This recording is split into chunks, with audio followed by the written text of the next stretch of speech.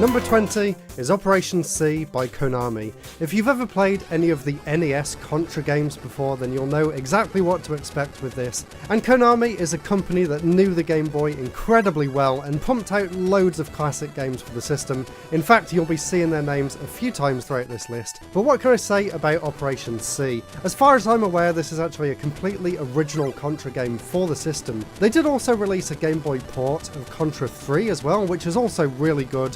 But this is the one that I always go back to. It controls really well, it's actually quite fast paced considering it's on the original Game Boy, and a lot of action platformers on the Game Boy actually slowed the pace down a lot, including a game that Konami made before this, which was the original Castlevania. That game crawled at a snail's pace, whereas this game actually doesn't feel that far off from the NES games that inspired it, and it really stands tall as one of the best action games on the system. Highly recommend playing Operation C if you're into your run and gun shooters. Number 19 is an arcade classic by Capcom and a fantastic conversion to the Game Boy. This is Snow Brothers. I really love this simple single screen style arcade game, and Snow Brothers is one of the best out there. Not the best though, there is another one coming a bit later on from Taito, so maybe that gave you a hint, but Snow Brothers is a very unique game. Basically, you can trap the enemies in snowballs, and then you can actually push them and bounce them around the stage. It's a classic arcade style game where you just have to clear the screen of enemies and then move on to the next slightly more challenging stage. It's incredibly fun, and just like Operation C, it's a game that I go back to time and time again on the original Game Boy. Number 18 is a Mega Man game by Capcom, and the one that I picked out of the 5 that are available on the system is Mega Man 3.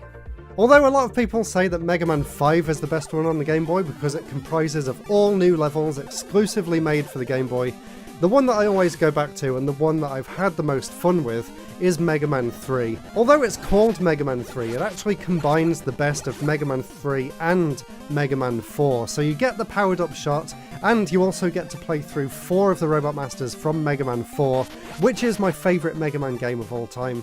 I actually enjoy this game so much that when I first got it, I think I picked it up at a boot sale perhaps, in 2008 or 9 maybe.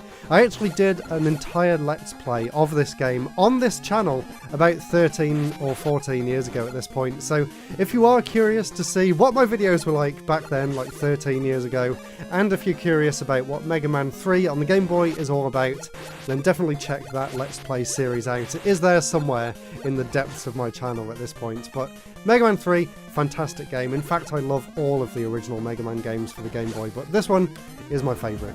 Number 17, and back to Konami again.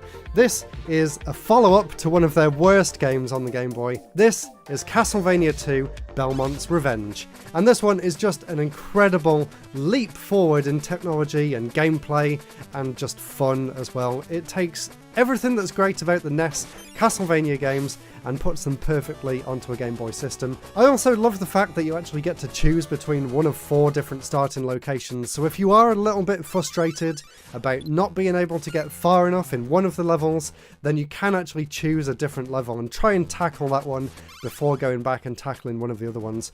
But of course, I, like a lot of people, when they play Castlevania 2, always come back to the incredible soundtrack. This is a game that you want to play with stereo speakers or with headphones on, because the soundtrack in Castlevania 2 on the Game Boy is just one of the best chiptune soundtracks that I've ever heard, ever. It really is that good, and I highly recommend you playing it with the sound up as loud as it can go.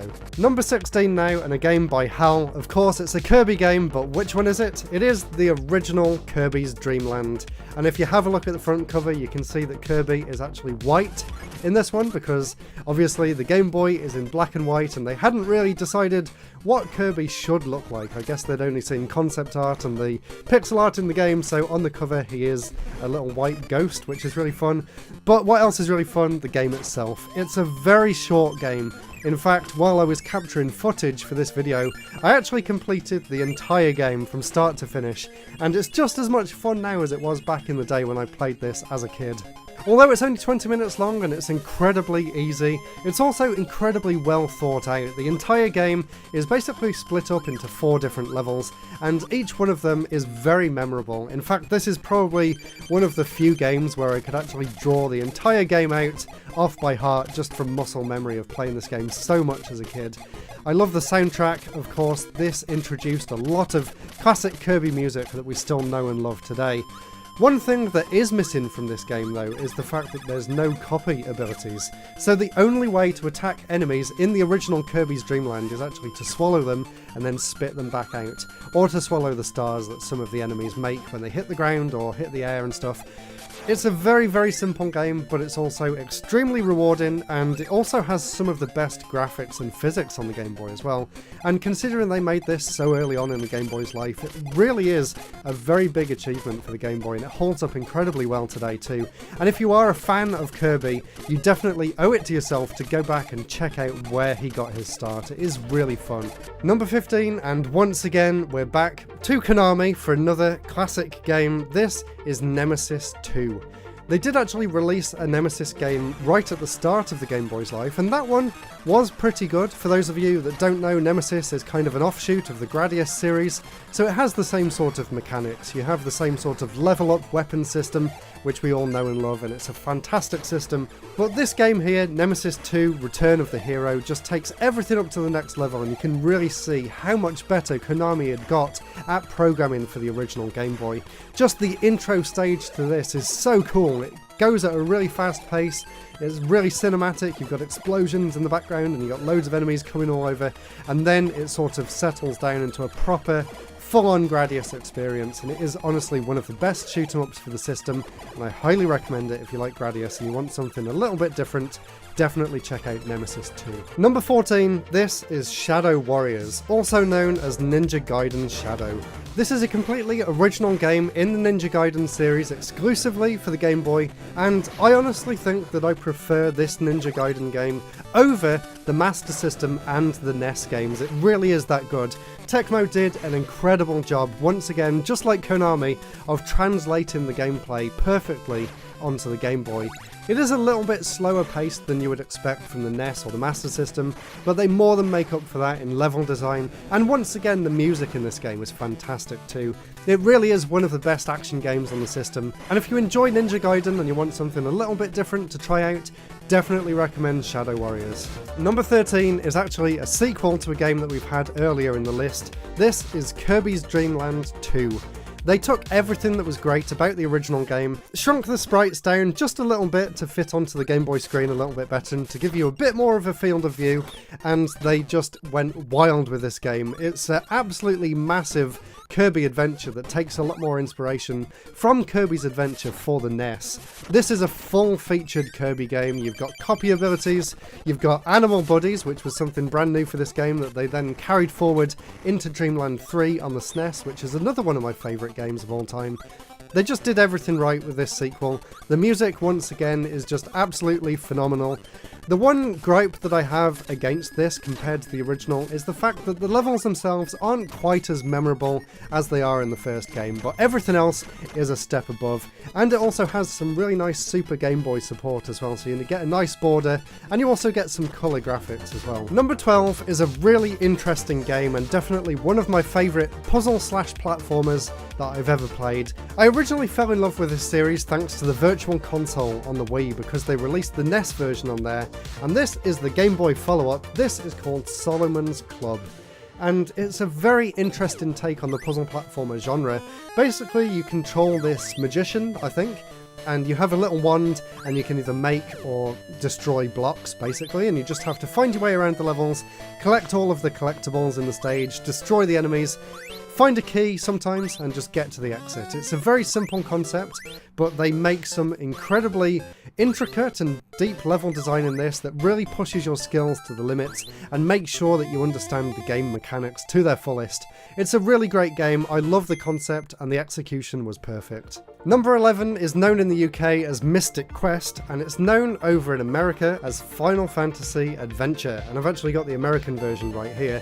This is actually the first game in the Secret of Mana or Seiken Densetsu series, so it's Final Fantasy in name only basically, but what this game is a fantastic action RPG in the Zelda mould, and of course, you guessed it, Zelda's coming later on, and obviously this doesn't quite reach the same heights as Zelda Link's Awakening, but it is close.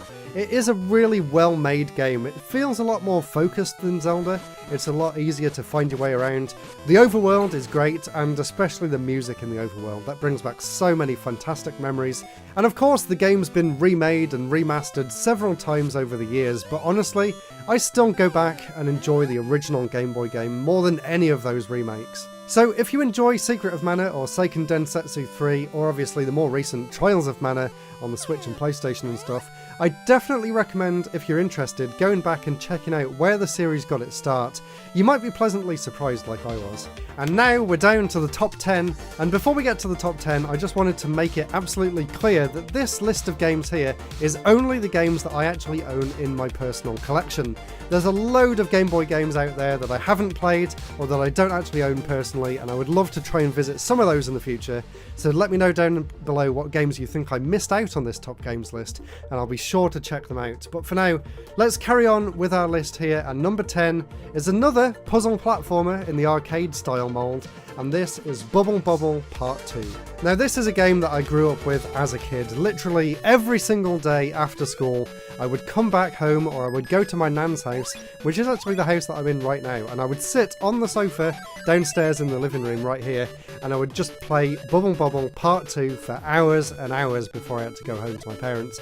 I fell in love with this game. I don't know what it is about this sequel. I do actually have the original Bubble Bobble as well, but that one didn't grip me. But this sequel here, Part 2, is just polished to perfection on the Game Boy.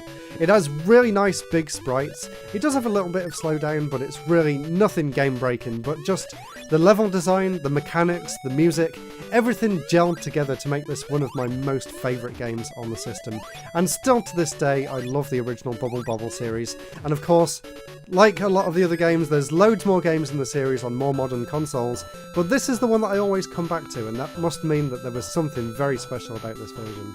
I even prefer it over the NES game. And this is actually one of the few original Game Boy games that I still have my original box in pristine condition for as well, so I am so happy to own that. That is very nostalgic for me. It is honestly a piece of my childhood, and I'm so happy that I kept hold of it all these years. Number 9 is another puzzle game, which is obviously a genre that the Game Boy really excelled at because it's the perfect console to take with you, play a few rounds of a puzzle and then just switch it off, and obviously thanks to the battery backup you can go back and do more levels. This is of course Mario Picross. I love the Picross series, although unlike a lot of these games I wouldn't say that this is my favourite game in the Picross series. That would probably go to Picross DS just because I love using the stylus to actually select the different Picross puzzle pieces.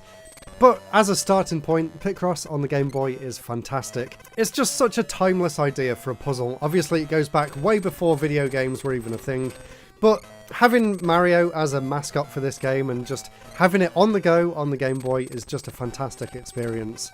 There was also a sequel that came out in Japan which improved quite a lot as well, but I'm just focusing on UK and American games in this list. I will be doing a follow-up with some Japan exclusive games though, so of course subscribe if you want to see that in the future. Number 8, and I think you all knew this one was coming, although maybe you didn't expect it to be this version of the game. This is Tetris, but not the one you're thinking of. This is Tetris Plus, and there's a very good reason for that, and that is because this does include the classic Tetris game. Granted, the rules of the game are very slightly different to the original Game Boy Tetris. This one actually increases the speed once you build up a points meter, which then moves on to the next section of the game. It still plays really well, but the main reason that I love this game, and the main reason why this is actually my favourite Tetris game out of all the hundreds, literally hundreds of different versions of Tetris, the reason that is because of the puzzle mode in this. Well, technically my favourite version is the PlayStation 1 version, but we're talking about Game Boy games here, and they did a great job of translating that gameplay onto the Game Boy. For those of you that don't know the gameplay in question, you basically have to guide this professor to the bottom of the Tetris well by deleting the rows and getting him to move down before a big spike comes down from the ceiling and eventually crushes him. It's so fun and it's so rewarding once you manage to figure out the right combination of blocks in order to free the professor, and it just goes on and on. There's hundreds of levels and it is just a timeless concept for a game, and I really wish that more companies would take the concept of having a character in the puzzle realm that you have to manipulate with the blocks. I just think it's absolutely genius and it holds up incredibly well today, and I highly recommend Tetris Plus. Number 7, and this is an absolute classic. This is Mario Land 2 6 Golden Coins, which was actually for the longest time the final unique original 2D Mario game, all the way up until 2006 with the release of New Super Mario Bros. For the DS.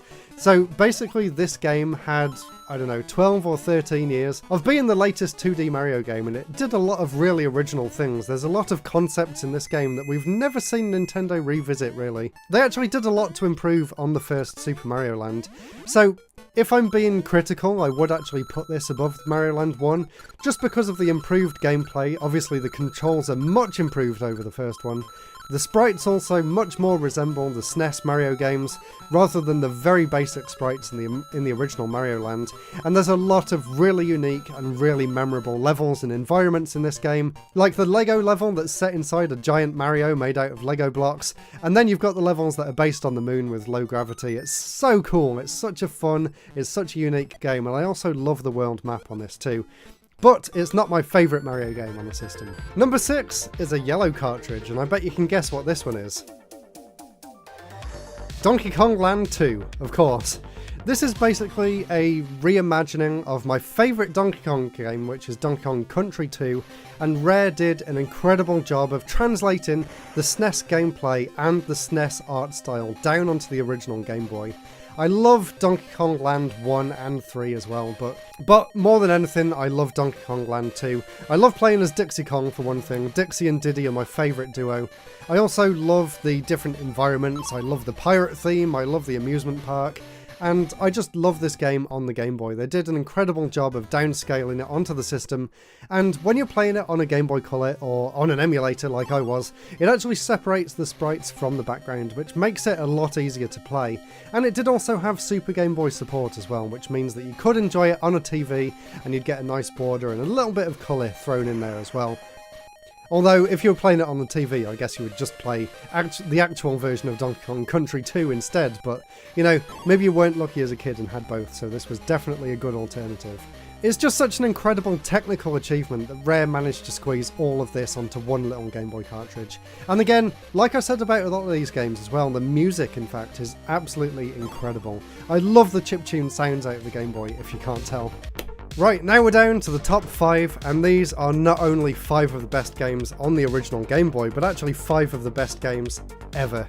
We're starting off number 5 with, controversially, I would say, Nintendo's most original and unique game on the system, and a game that they've never really beaten in this sort of style either. This is Donkey Kong, or better known as Donkey Kong 94. This is kind of a modern take on the original Donkey Kong arcade game, but they just went way beyond what anyone could have ever expected them to go with this game. First of all, it starts out deceptively simple, as basically a reimagining of the arcade Donkey Kong game. But you might notice a few little things that are different. For one, Mario, or Jumpman I guess, I presume he's Mario by this point, is a lot easier to control, and he actually has a lot of moves that come from things like Mario 64, including a sideward somersault, and you even have the ability to stand on your hands and do a handstand and jump high in the air and spin off blocks and things, and you can combine all of these moves together to make quite possibly the most acrobatic Mario that there ever has been, even up until this day. It is an absolute joy to control, and once you get past those initial few stages, the game just opens up. And it is a massive, sprawling arcade platformer adventure, and they did such an incredible job of keeping this game fresh all the way from start to finish. And I could honestly gush about this game forever. In fact, I'm probably going to play this over on stream and do a whole RetroBreak replay video about this game, because I just love it so much, and I really think more people need to check it out. So if you haven't already, stop watching this video right now, go and buy yourself a copy or download soda rum. Don't tell anyone I said that. And please, please, please play the original Donkey Kong on the Game Boy. You will not be disappointed. Top 4 now, and number 4 is another game that I kept my original box from as a kid. This is Wario Land 2. And I actually got this game on holiday when I first got my Game Boy Pocket, because I think they came out around the same time, and I was on holiday with my parents and we were going off to the south of France, and they bought me a Game Boy Pocket and they bought me Wario Land 2, and I fell in love with this game. I played it all holiday. I probably didn't want to come back from holiday. I definitely didn't want to come back from the car journey on the way home, because I remember just really wanting to just play this game and never get back home, and I just absolutely loved it. Basically, it's a very different take on the Mario formula. Even though Wario Land started off as Super Mario Land 3, by the time of this second game it had completely become its own thing. It's a lot more slower paced, kind of methodical platforming, where you're going around finding different treasures that are hidden in the different stages, and there's so many unique characters, and Wario is just such a fun character to control. And this is my favourite game in the entire Wario series. Of course, there was a few more Wario Land games after this, and then WarioWare, Wario Land Shake It, which is an amazing game on the Wii. There's so many cool Wario games, but this one is absolutely the highlight of the entire Wario catalogue for me. It is just the perfect, fun, Nintendo-style platformer. Definitely recommend it. Number 3 is literally on this list for nostalgia alone. This is the original Super Mario Land.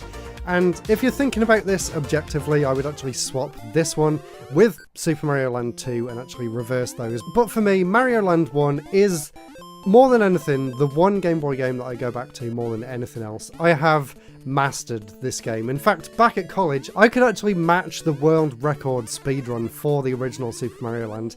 That's how much time and effort I've put into perfecting and mastering this game. It is a very different game, especially for the Mario series. It doesn't control anything like any of the other Mario games. It is very much its own thing, but I absolutely love it for that. I love all of its weird quirks. I love the fact that the physics just barely make sense. I love the fact that you can complete the entire game in about 20 minutes. I love the fact that they went really wild with the theming on this level. There's one when you're in ancient China, and then you're at a beach, and then you're in the pyramids, and I just love everything about it. I love all the different enemies and all of their different patterns. I love the fact that the fire flower in this game bounces around the screen for some reason. And more than anything, like I said about a lot of these games, I love the soundtrack. There's literally, from my point of view anyway, not a single thing that I can fault about this game. I think you'll struggle going to play this now if you've never played it before, but if you're like me, if you grew up playing this game, you will definitely have really fond memories of it. And I'll leave it there. Again, this is a game that I could gush about for hours and hours, but I won't subject you to that in this video anyway. Subscribe if you want to hear me gush about Super Mario Land for probably more than the length that it actually takes to complete the entire game. That's how much I can go on about that. Anyway, we have 2 left. And when I actually first did this video about 4 or 5 years ago, everyone in the comments complained that this game didn't make the cut. This is Link's Awakening, and the reason it wasn't in the last video is because I was saving that for a future video where I talked about Game Boy Color games, but this time I'm splitting them up into 3 different videos. So this one is just original DMG Game Boy games, and here it is, the original 1993 version of Zelda Link's Awakening. And in my opinion, by far the most technically impressive game for the system.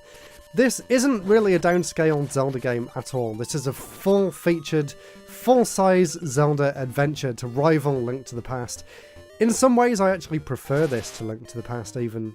Again, like Mario Land, it's actually very different to the mainline series in a lot of more subtle ways, I guess, because the gameplay is very similar. It's very traditional Zelda, but the fact that it includes things like random Goombas and Yoshis in there, and spoiler alert for anyone who hasn't played this 30-year-old game at this point, but it's all a dream, so Nintendo could pretty much go wild with their ideas in this game. And it's so good. Obviously, it did get a re-release or a remaster, remake, whatever you want to call it, on the Switch in the form of the Switch version of Link's Awakening, which I definitely recommend. But that doesn't stop the original version being great as well. So either way, you're guaranteed to have a fantastic adventure with Link's Awakening. But number 1, and you've probably realised that a certain franchise has been missing up until this point, and this is the other yellow cartridge, and I'm sure you can guess what it is this time. Pokemon Yellow, of course, the best of the original Pokemon games on the original Game Boy, and once again a game that really pushes the Game Boy beyond its limits, honestly. The amount of content that they fitted into this game and just the size of the world and the amount of different Pokemon that you can collect is kind of mind-blowing for the time, honestly. And Yellow did improve a lot from Red and Blue. It improved a lot of the sprite work and it ironed out a few of the issues, and I just love the fact that you can walk around with Pikachu behind you as well. I was a big fan of the TV show as a kid, so I really loved the inclusion of that. And I'm sure you all know Pokemon. I really don't need to go into detail about how it plays or anything. So yeah, it's my number one Game Boy game. It probably is the best game on the Game Boy. And I'm sure when I get round to doing my Game Boy Color series, then Pokemon Crystal is going to be number one on there as well. But we'll see. I'm still planning my list for that. And I'll probably end up doing 20 as well, like I did for this one. The Game Boy Color is one of Nintendo's most interesting consoles because technically it actually has two different game libraries. We have these cartridges which are compatible with both the Game Boy Color and the original Game Boy, and then we also have the see-through games which are only compatible with the Game Boy Color and took advantage of the extra hardware. So what I've decided to do is focus exclusively on these cross-compatible games, and then in a future video I'll do another Top Games video where I cover the Game Boy Color exclusive games. So with that said, let's get started with game number 20, and that is Game & Watch Gallery 3. So the Game & Watch Gallery series is a collection of Game & Watch games which also have modern equivalents, and they're all so much fun to play. For those of you that don't know, the Game & Watch was Nintendo's first ever handheld console, or a series of different consoles that had a bunch of different games, and Nintendo revisited that library with the Game Boy and came out with a few compilations, and I chose the third one here because it has my favourite Game & Watch game, which is Donkey Kong Jr. This was actually the Game & Watch that I had as a kid, and unfortunately the screen snapped, but I could always play the Game Boy Color version, and I love the modern remakes of the original Game & Watch games too. They replaced all of the little black and white cartoony graphics with actual Mario characters, and it's so much fun to see how they took those original concepts and translated them into Nintendo specific games. And because the games originated on the Game & Watch, they're all incredibly simple, but that also means they're incredibly easy to get into, and it's so much fun to try and beat your high scores, and to give the Game Boy to friends and family to see whether they can beat you too. The Game & Watch Gallery series has always been one of my favourites, and I definitely recommend checking out the Game Boy Color entries. Number 19 here is a really interesting RPG by Capcom. It's called Metal Walker, and I was actually expecting a Pokemon clone. And while it may look like a Pokemon clone at first glance, the minute you enter a battle, that notion is completely thrown out the window, and this is actually a completely original game concept. The overworld sections play a lot like Pokemon, and you can capture the robots, but the whole way the game plays is very strange, and it's a very unusual take on the JRPG battle system. So it actually plays more similarly to something like pool or billiards, where you're actually bouncing around in this top-down view of the battle arena, and you have different things that you can throw onto the level, and different ways of capturing the enemies, or you roll over certain blocks in order to do different attacks. It's very unusual, but it is actually very enjoyable as well.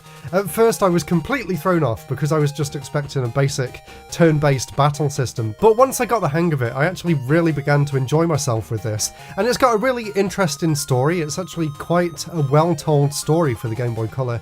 There was a great intro cutscene that sets up the world building and the reason for you going out and exploring this wasteland, basically, and rebuilding these robots. It's really cool, and it's completely unlike anything else that I've played on any system, really. So if you want a completely fresh JRPG experience, highly recommend checking out Metal Walker. Now for this next one, I feel like the comments section would just go berserk if I didn't include it, so it had to make the list at some point. This is of course Tetris DX. It's nothing more really than a simple colour-enhanced version of the original Tetris for the original Game Boy, but because of the status of the original Game Boy Tetris being just one of the most popular games of all time, one of the best and most well-designed puzzle games of all time, it was a very welcome addition to the early Game Boy Color library, and this was the game that they used along with Wario Land 2, which of course I will cover a bit later on. This is the game that they used to actually sell the system, and as soon as you boot it up you can really tell that they just went wild with all of the colour possibilities. It's not just the bricks that are coloured in, also the backgrounds are all different colours and they're all moving around on the screen, and they were really showing off what the Game Boy Color could do. And of course it is just typical Game Boy Tetris apart from that. There's none of the modern amenities that make Tetris kind of difficult to go back to these days. But if you enjoy that very simple Tetris experience with no sort of sliding the pieces around or the hold or the hard drop, then you can definitely enjoy this. And if you do want some of those modern enhancements, then modders and ROM hackers have taken it upon themselves to create some upgraded versions of Tetris DX as well, which are definitely worth checking out, and I have done some videos on them in the past as well. So there really is nothing more I can say about Tetris DX other than it is a puzzle masterpiece, and the Game Boy Color version is just as good as any other. But what about if you've already played Tetris a million times and you want a little bit of a different puzzle game? Well, this is where the next entry comes in, and yeah, you're going to be quite surprised that I chose to put this one above Tetris, but recently I've actually been enjoying this a lot more, and it is Hello Kitty Cube Frenzy. And I know you weren't expecting this one, but let me explain. So actually my favourite version of Tetris is Tetris Plus because of the puzzle mode where you control the professor and you move him around the environment and you actually use the blocks to build the platforms in order to escape. So I was looking for more games like that, and to my surprise, Hello Kitty on the Game Boy Color is exactly the game I was looking for.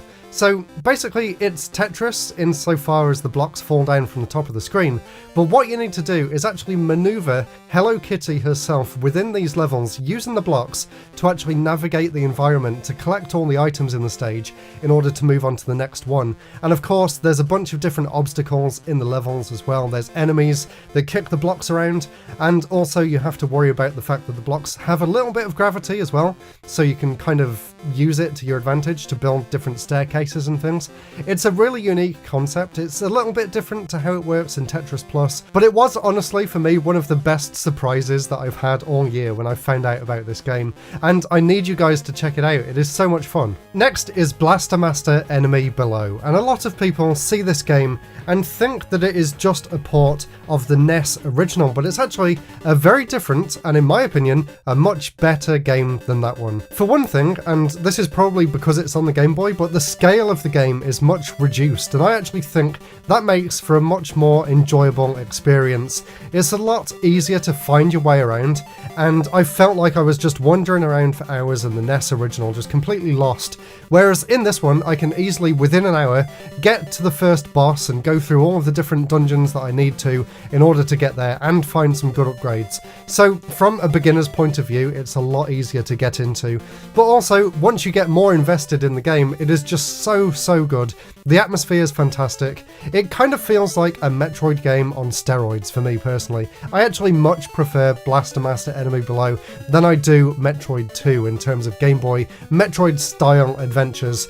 And the interesting thing about Blaster Master is that it's technically 3 different styles of gameplay in one. So you have the regular side-scrolling tank sections where you're moving the tank Sophia around and you can aim with your sort of blaster cannon and shoot up or sideways, and then you can press select to get outside of the tank and do a few platforming sort of challenge areas as the main character as well. And then you also get the top-down sections which play kind of similar to something like Crystallis, which was also on the NES and the Game Boy Color, which I'll be showing in the next video. I've got that one right here.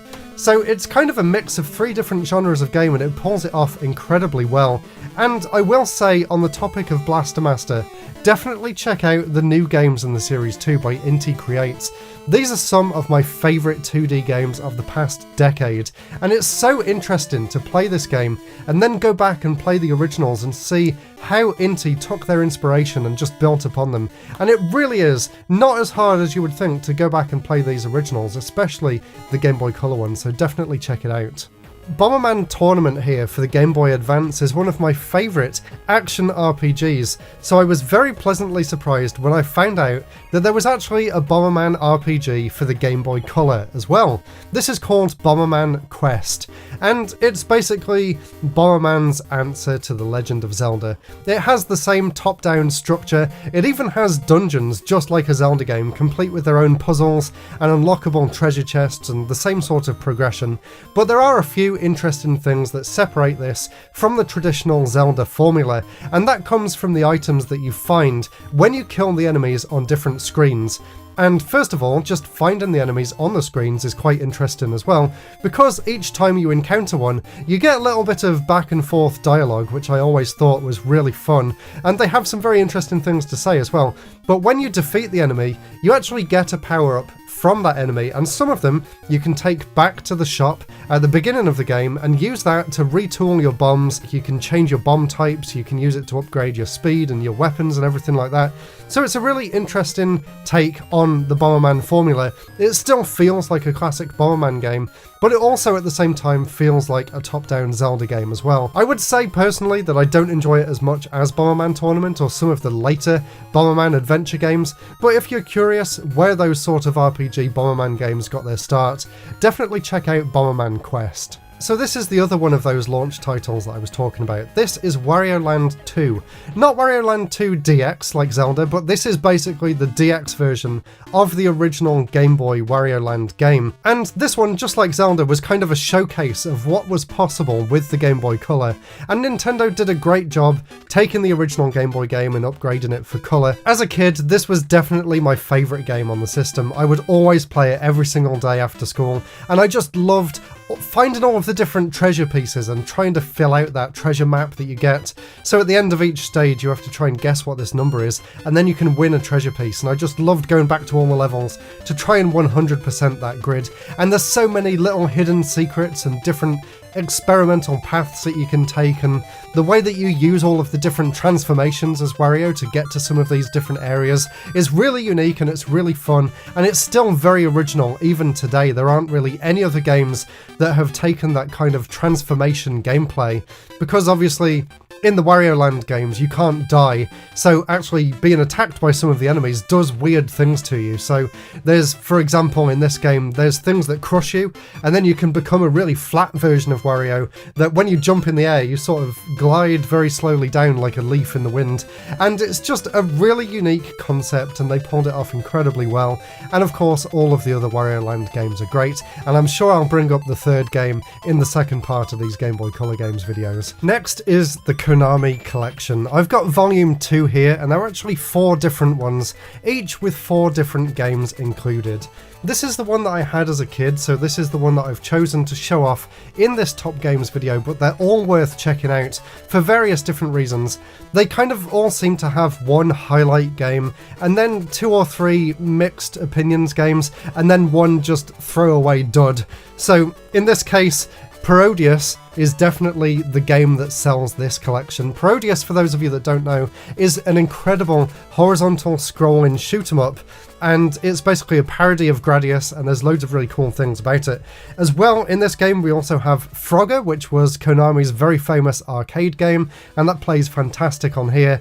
And then the throwaway games on here, kind of Block Game, which is just a really boring game. I never understood the appeal of this one. You just throw the blocks up at the screen and you make squares, and that's literally it. And the other game that's on this collection is Track and Field, which I loved playing on the NES, but it doesn't really have the same appeal on the Game Boy. But really, the reason I'm recommending this is Parodius. Not only is it a fantastic conversion to the Game Boy, and again, this did come out on the original Game Boy too, but they did a great job actually colorizing all of the games for these collections as well. And it's really interesting to see some of those color choices among the various different Konami collections that are available on the system. So if you get the chance, definitely check out the full range of the Konami collection games for the Game Boy Color, because they're all great in their own right, and you might just find find a new favourite Konami game while playing through them. Now for another JRPG that also kind of threw me off a little bit. This is Azure Dreams, and again I was expecting a Pokemon style game, and although yes, again it does include capturing monsters and using them to fight, this actually feels a lot more similar to the Pokemon Mystery Dungeon games than the main Pokemon games. It's got a really cool premise where you basically have to scale this giant tower in search of your father, and the gameplay loop goes that you get as far as you can in the tower and then you go back to the town to basically power up your monsters that you've collected and get new items and upgrades, and then go back into the tower and try and progress a little bit further and further each time. It's got a really interesting kind of random generated layout as well, so every time you go back in there it's going to be a fresh experience. There's tons of different items to find and collect as you're going through, and of course there's a bunch of different monsters to find as well. And there's also a great amount of things to do in the town too, so you're never really bored whether you're in the tower or you're in the town talking to the NPCs and doing various things there as well. I know there's also a version of this on the PlayStation 1 which I've never actually played, but I'm really curious to see how it stacks up against the Game Boy Color game, because I presume that this one is downscaled to manage to fit onto the Game Boy Color, but it really does feel like a full-featured game on its own as well. So if you like those sort of dungeon crawler, random generated, monster catching kind of games, highly recommend Azure Dreams. Next we have another Bomberman game, and this one's actually a very different game. This one's actually a platforming puzzle game in the Bomberman series, and it's called Pocket Bomberman. And it's definitely my favourite single screen puzzle platformer on the Game Boy Color. It kind of reminds me of the Donkey Kong game on the original Game Boy, but with a lot more explosions, obviously, with it being a Bomberman game. And it's kind of got an interesting perspective to it. So it's a side-on game, but when you plant the bomb, it stays in place and it explodes just like you would expect from a regular Bomberman game. So it takes a little bit of time to get used to the weird sort of top-down but also side-on approach that this game takes. But once you get your head around it, it is a really fun game, and there's some great level layouts, and of course in typical Bomberman fashion as well, you can also pick up a variety of items to help you increase your power, either your bomb's firepower or the ability to kick the bombs or just to run faster, general things like that which make it easier and easier to play the further into the game you get as well. It's definitely one of those games that I love to go back to and play over and over again, and if you enjoy those sort of puzzle platforming games, there really is no better option on the Game Boy Color than Pocket Bomberman, so definitely check it out. And now we're down to the top 10 and starting off very strong here with Dragon Warrior 1 and 2. And this game, unlike Blaster Master, is actually a port of the first two games, and when I first played this as a kid, I was so excited to be able to take what was one of the first games that I ever played on the go with me. And I remember back when this house here used to belong to my nan and granddad, I actually would sleep over here, and I would sleep in this room right there when I was like 5 years old, and I would have my Game Boy Color with a copy of Dragon Warrior 1 and 2, and I would be sitting there with a little nightlight next to me trying to angle the screen at the correct angle to play through this game. And it really is a fantastic port, and every time I play it, it brings back so many fantastic memories for me as well as some of the other Dragon Warrior games, which we'll be covering a little bit later on in this video. But that is such a nice memory, and it's really great to revisit this game for this video as well, and it just reminded me why I fell in love with this series back then. Now, NES ports are cool and all, but it's not really pushing the system to its limits. But what about a Super Nintendo game that got scaled down onto the Game Boy Color? And that is exactly what this next game is. This is Mega Man Extreme, and honestly, this is genuinely impressive.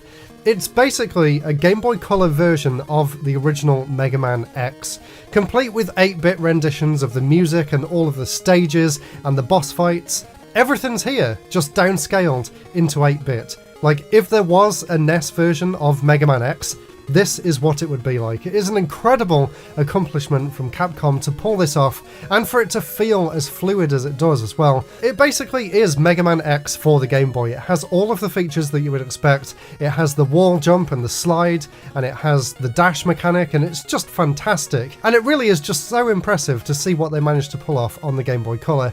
Obviously, it does have some shortcomings, and it's obviously not the version you would choose to replay if you had the choice. Obviously, the Super Nintendo version is far superior in every regard, but if you want to play a portable version of Mega Man X, before the PSP came out anyway, let's ignore that one for now, it really was the best you could get on a handheld at the time, and it's great to play an action game for the Game Boy that doesn't feel slowed down either.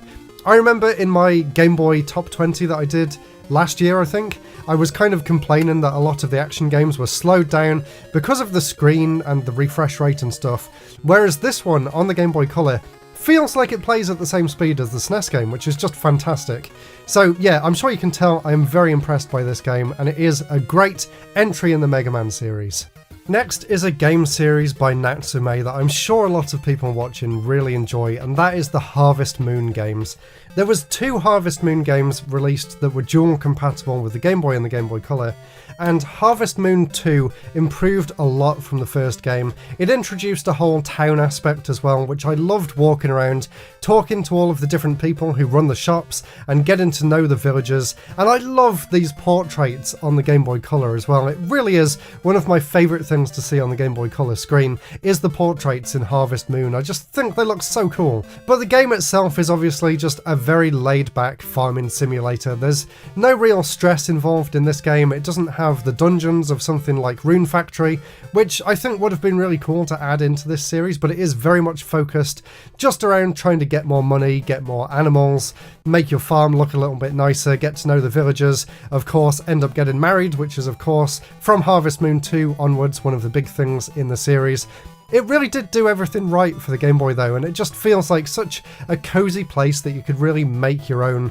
And before things like Animal Crossing on the DS, this was pretty much the closest you could get to that kind of lifestyle sort of sim for the system, and Natsume really pulled it off on the Game Boy Color, and that also applies to their next game as well, which we're going to go straight into, which was The Legend of the River King. And again, just like Harvest Moon, there was actually 2 that came out dual compatible, and again, the sequel improved a lot from the first game.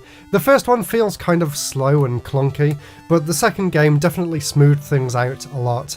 And interestingly, you can actually link between the 2 of them as well, so if you get certain items in Harvest Moon, you can actually send them over to Legend of the River King and vice versa. So if you're building out both of these games at the same time, and you've got 2 systems and a link cable, it's really a great way to enjoy both styles of games. So you've got the farming aspects of Harvest Moon, and you've also got a lot more than just fishing. You would expect the Legend of the River King games to be all about fishing, but there's also bug catching, there's kind of light farming elements where you collect different flowers, and there's also a lot of things around the basic fishing simulation aspect of the game as well. There's a bunch of different upgrades you can get to your rod and different bait, and again, kind of like Harvest Moon, you're just sort of doing the same gameplay loop over and over again to progress and get bigger and bigger fish and to upgrade your house and everything like that.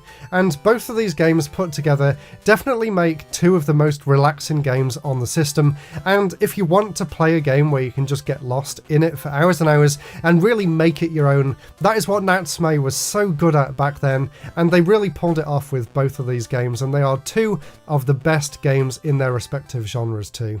But as fun as those simulation games by Natsume are, there is one game on the Game Boy Color that did it better. This is a simulation game by Konami, and it is Stranded Kids, also known in America as Survival Kids.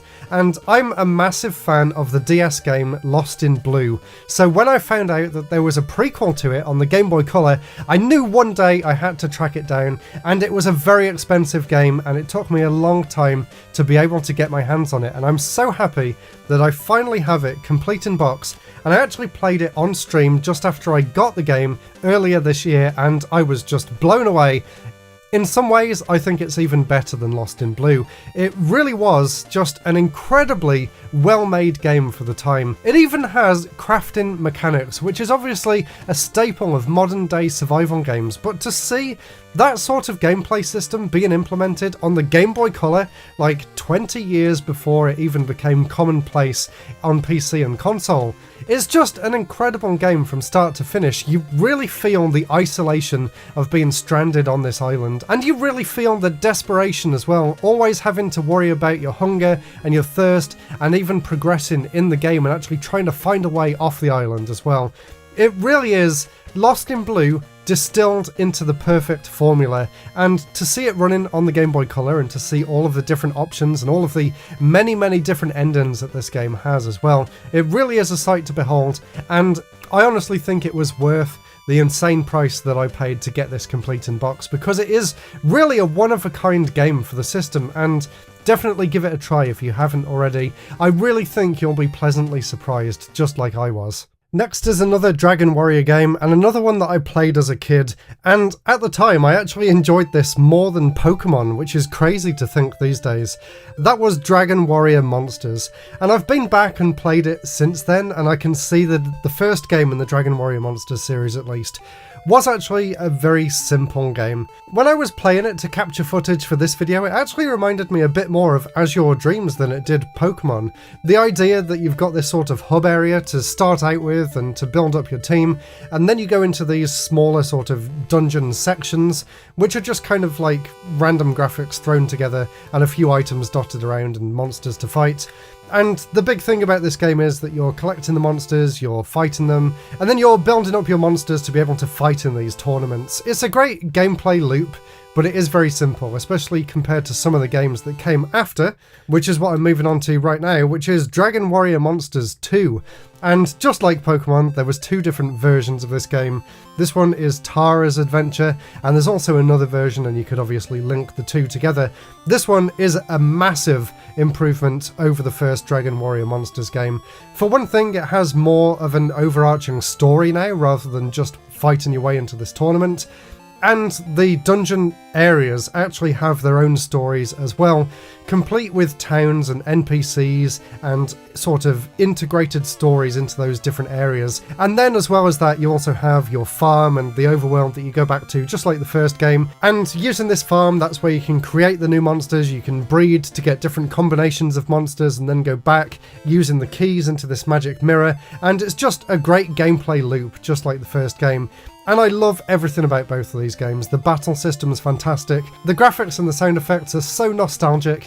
I love all of the different effects, like when you go into the different worlds and it's all sort of wavy and you have this really cool sound effect playing. And of course it features all of the classic Dragon Quest and Dragon Warrior monsters that you've come to know and love. And it's great to be able to train them up and give them names and kind of get to know the monsters a bit better as well. And I love the farm that you can go and explore. They are two fantastic games. I've never actually played any of the more recent games in the Dragon Quest Monsters series, so let me know down in the comments below whether you would recommend that I check out the newest one that came out on the Switch recently. And of course, you all knew it was coming at some point. Here's a Pokemon game, but maybe not the one you were thinking. This is Pokemon Trading Card Game.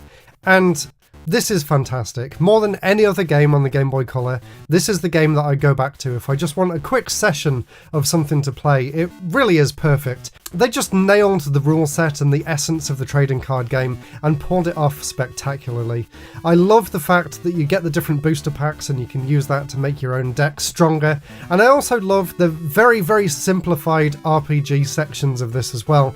Basically, you have a world map and you can choose one of the different gyms to go to, and you kind of get a little bit of space to walk around, but mostly it's just to find people in order to do the card battles. And thankfully, the card battles themselves are an absolute highlight, and the music as soon as you start the fights is just iconic, and the way the fights play out is really great too. I love all the little visual flourishes, like the coin that flips in the air, and it just makes perfect sense. And I really wish they'd carried on the trading card games series as a side series to the main games. Just imagine what they could have done on the DS with this style of game, with your actual deck of cards on the touchscreen. I just think it would have been fantastic.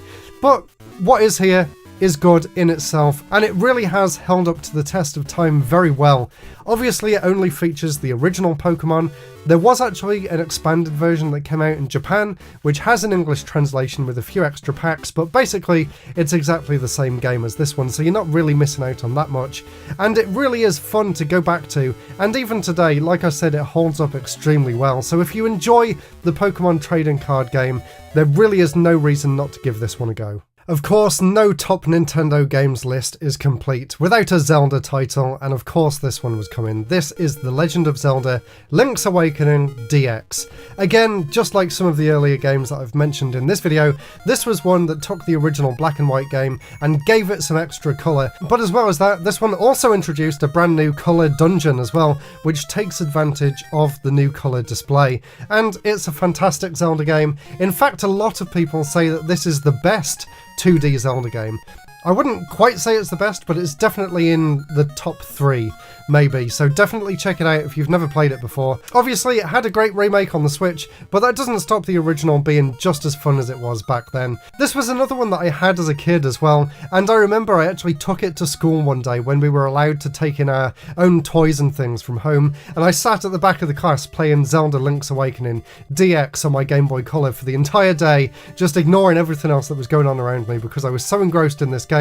And then I also remember that I came home that day and I had a video camera, a black and white video camera, so obviously you couldn't see the colour, but I was actually showing it off on the camera, and that was actually one of the very first gaming related videos that I ever made.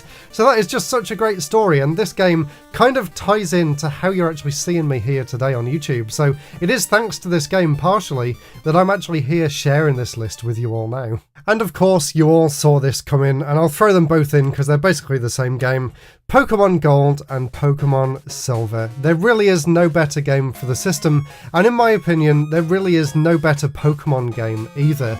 These were just incredible at the time, and I was the perfect age to hit that Pokemon fever in the late 90s and the early 2000s, so as soon as these came out, they were the only thing that I played for that entire year. I just remember being completely enamoured by these games. There really was nothing else on this scale on the Game Boy, and I really don't think there is anything that even comes close to Gold and Silver in terms of scale. Not only does it have a completely brand new region to explore and a whole bunch of new Pokemon to find as well, but then you can also go back and revisit all of your favourite locations from the first Pokemon game as well, and this is the only Pokemon game that's actually done that, and I was really sad that Ruby and Sapphire didn't let you revisit Johto, because I really thought that that was something they would keep doing throughout the rest of the series. But even so, the Johto games are just absolutely phenomenal from start to finish. They have my favourite story in Pokemon, they have some of my favourite areas, the atmosphere is just incredible, the battle system, of course, being Pokemon, is just second to none. The music is just incredible as well, it's easily one of my favourite game soundtracks of all time. The new Pokemon were fantastic. There literally is not a single thing that I can fault about these games, and even if you don't play Pokemon, please give it a chance and you will see what all the fuss is about, and I really do think that they hold up incredibly well today as well. And I know maybe I'm saying this with slightly rose-tinted glasses, but the newer games in the series, they really don't hold a candle to the originals. There really is something about these. Maybe it's the fact that they're slightly more challenging than some of the newer games, or it's the stripped back gameplay that makes it just a little bit more immediate to play. You don't have to sit through like 20 minutes of cutscenes when you get to a new area. It really does feel great to play them today, and I really think that even if you haven't played them before, you will have just as good as an experience as I did when I was a kid if you give them a chance today. So definitely give Gold and Silver a go if you haven't already, and if you have, then I'm sure you can tell why I put them as number 1. This time, we're taking a look at exclusive games for the system. These are the ones that came in the clear cartridges that can only play on the Game Boy Color. Starting off with number 20, which is John Romero's Daikatana. And I'm sure some of you may be familiar with the PC and console game, which was a kind of bad, let's be honest, first-person RPG, action-adventure kind of game. The Game Boy Color game, on the other hand, is fantastic, and it's really interesting to see even the reviews back in the day much preferred this version of Daikatana over the proper full-featured, big-budget PC game that inspired it. This one is a really interesting top-down Zelda-style adventure game, and that was actually John Romero's wish, that this was based on Zelda Link's Awakening, which was one of the best games on the Game Boy Color. If you watch my previous video, I think I put it at number 2 or 3. So, amazing game. Why not take inspiration from the best of the best? And this is actually a great top-down adventure in its own right as well. It's got a really interesting time travel premise, and there's a bunch of different weapons that you can pick up. and it's very fast-paced. It's even more fast-paced than Zelda. It has a few puzzles here and there, but nothing too complicated. And interestingly, I actually met John Romero at a show last year and asked him about this game and what his involvement with the game was. He said that the game was mostly left up to a Japanese company, and basically what he did, he told them to make it like Zelda, and he also reviewed the script to see whether it fit his initial ideas and concepts for the game. So really interesting to hear that from the developer himself as well.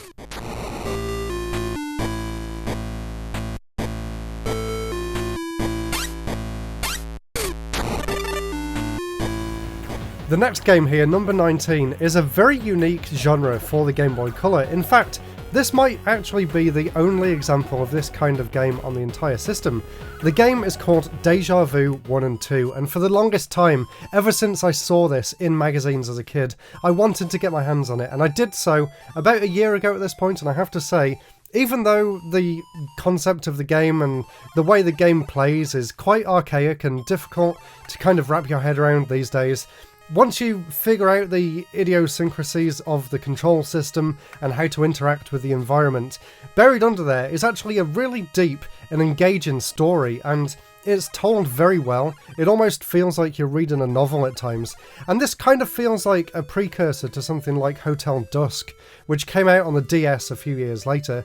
So if you enjoy those sort of detective, grimy, visual novel style games, this is a really unusual game for the Game Boy Color, and it's definitely worth a play, especially if you like something like the new Amo game on the Switch. I think that's how you pronounce it anyway, The Smiling Man. It's kind of like Famicom Detective Club. And in fact, this game did actually originally come out on the Nintendo Entertainment System before being downscaled and ported onto the Game Boy Color, and they did an incredible job with it too. So if you want a really good and engrossing story, definitely check this one out.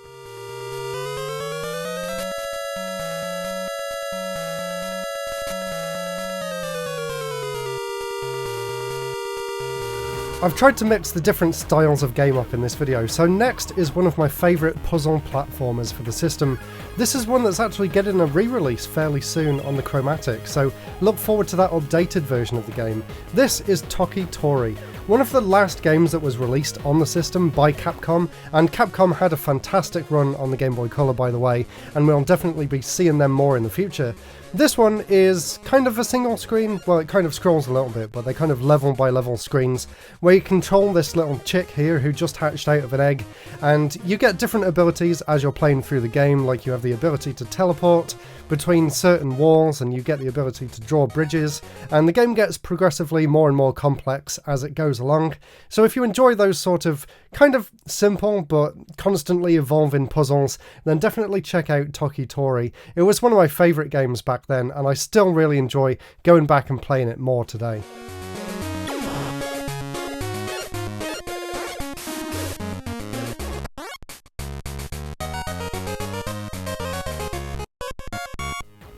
Maybe you want a game that's a little bit more relaxing though, and that's where this next game comes in. This is Harvest Moon 3 for the Game Boy Color, and I included Harvest Moon 2 on my previous video, and this one's basically more of the same, although they did improve some things. The graphics are improved, there's a few more different shops, there's a new world map that you can explore, and different animals and things as well, and obviously there's the marriage system, there's the ability to work with your partner who also works on the farm, doing different duties. But basically it's exactly the same premise as every other Harvest Moon game. It's an incredibly relaxing game, and if you want something to just unwind with at the end of the day, definitely get the Harvest Moon games for the Game Boy. All three of them are really great, and a lot of people say this one is the best of the bunch.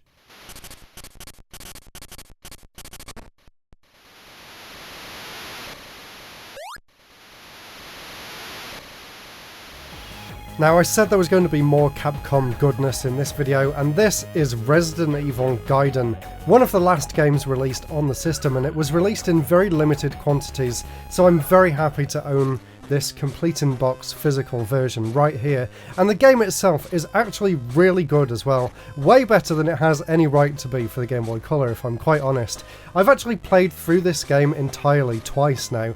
Once I actually played it through on stream with my girlfriend at the time, who's now my fiance, and we both absolutely loved the game. Unfortunately, I lost all of the footage because this was when I was first figuring out how Twitch works, and I didn't realise it didn't save the videos after they'd been recorded. So I recorded it all again and played through the entire game, and then my hard drive corrupted and I lost all the footage for a second time. So this is actually my third time playing through the game now to get some more footage for this video.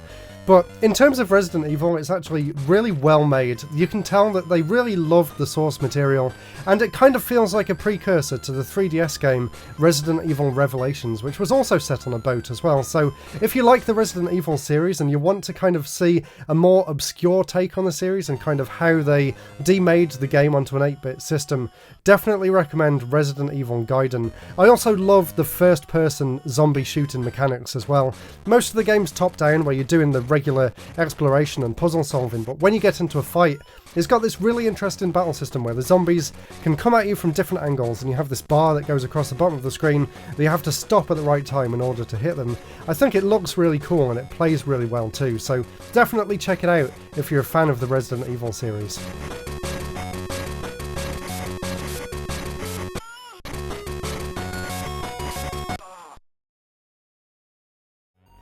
Now, for this next one, I'm going to be honest with you guys and girls, and please don't unsubscribe when you hear this, but I've never properly played a Metal Gear game, whether Metal Gear Solid or the original, but I had to include this one because it is a technical marvel. It is, according to most people out there, one of the best games on the system, and from the little amount of time that I have played, I've really enjoyed my time with it, and I definitely want to play more of this, and I also want to experience the series as well, so that will happen one day. So the game in question is Metal Gear Solid, also known in Japan I think as Ghost Babel, but basically I think this is kind of a spin-off, so it doesn't really fit into any of the storylines. Not that I know what the storyline is, and I was always put off playing Metal Gear for the longest time because I hate stealth games, but I really feel like I should give it a go and just get over my fear of playing slowly. I don't know what's wrong with me. I need to check them out. The stories are apparently incredible. But what I like from what I've played of this so far is the way it looks is great, the way it feels is fantastic as well, and it's got the little radar in the corner so you can always see where all of the guards are as you're going through the levels. And the levels themselves seem like they're kind of split into bite-sized portable chunks as well, which is great for this style of game. And even though it is still a slow-paced style of game, which I don't really enjoy that much, because the levels are so short, I can kind of feel like I'm still making fairly swift progress as I'm going through. I haven't really been paying much attention to the story yet, but I assume if you're a fan of the series, the story's pretty good too. And the other thing that I like about this, and I think is part of the other games in the series as well, is the VR missions. So they're kind of like training missions and training modes where you go through these different stages and do different sort of trials and get high scores and things like that. So it's a nice little break from the main game. But yeah, really impressive game for the Game Boy Color, and I kind of wanted to use this time to apologise for not experiencing this series yet. It's definitely something that I'm planning to rectify at some point. Let me know in the comments below whether I need to start with the first game or whether I should start with one of the collections or play them on the original hardware. I honestly have no idea about the series at all, so let me know where I should begin.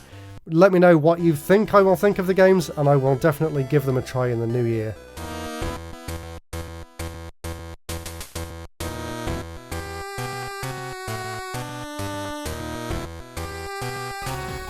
Next is a traditional puzzle game in the form of Denki blocks. I know this is the Game Boy Advance version here. I couldn't find the box for the Game Boy Color version, but it's basically exactly the same game, and it's a really fun game too, and also made by one of my favourite developers who I'll definitely be doing more on in this channel in the future, so subscribe if you want to hear more about Denki, because I really do love their style, and their output on the Game Boy and Game Boy Advance was just fantastic. Denki Blocks is a very simple concept for a game, but it has a lot of hidden depth. Basically, you can move the blocks up, down, left and right, but when you move, the entire screen moves with you. So the idea is that you actually use the grid to move the blocks and stop them in certain places in order to move them at a different time to some other ones, and you get bonus points for making certain shapes too. Eventually there's all sorts of different colours that get added into the mix, and it gets progressively more and more complex as you're playing. I think it's just a fantastically simple idea, and the way that Denki did it by having it split out into like a single player grid, kind of like Picross, where you get to pick and choose the different puzzles, and there's a story mode and an adventure mode. There's loads of things to find along the way as well, and with the amount of polish that Denki puts into their games too, it really gives it a nice vibe, and I just love relaxing and playing Denki blocks. It's one of my favourite puzzle games, and whether you play it on the Game Boy Color or the Game Boy Advance, you're guaranteed to have a great time.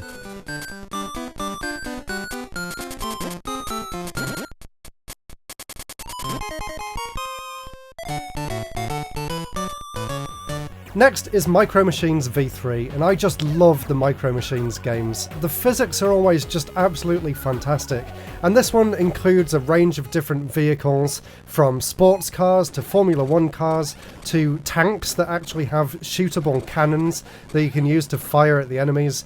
There's jet skis, there's all sorts of crazy things in this game. The levels are all really fun, and it's just a joy to play, and it's so smooth on the Game Boy Color as well. You would think that having the reduced screen would make it more difficult to play compared to playing it on the TV, but for whatever reason it didn't really seem to bother me back in the day. And even playing it today to capture footage for the video, it doesn't really feel like the reduced resolution actually affects the gameplay that much. So if you enjoy Micro Machines and you want to check out a handheld entry, this is probably the best of the bunch in the Game Boy lineup, and there are actually a few others too, but this is the one that I always find myself going back to and playing more than any other.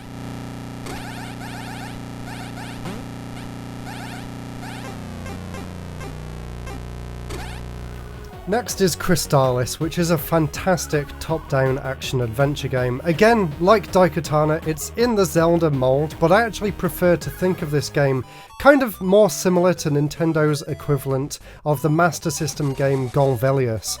It doesn't have the side-scrolling parts of that game, but the top-down sections especially do feel incredibly similar.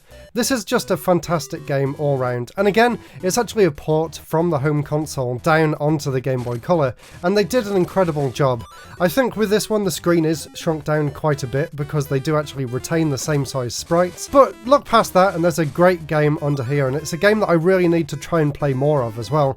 I've played it a few times, but I only ever get about an hour or two into the game, and then I go away from it for a while and then come back and forget what I was doing, so I really need to sit down and play this properly. Let me know down in the comments below whether you've ever played Crystallis before.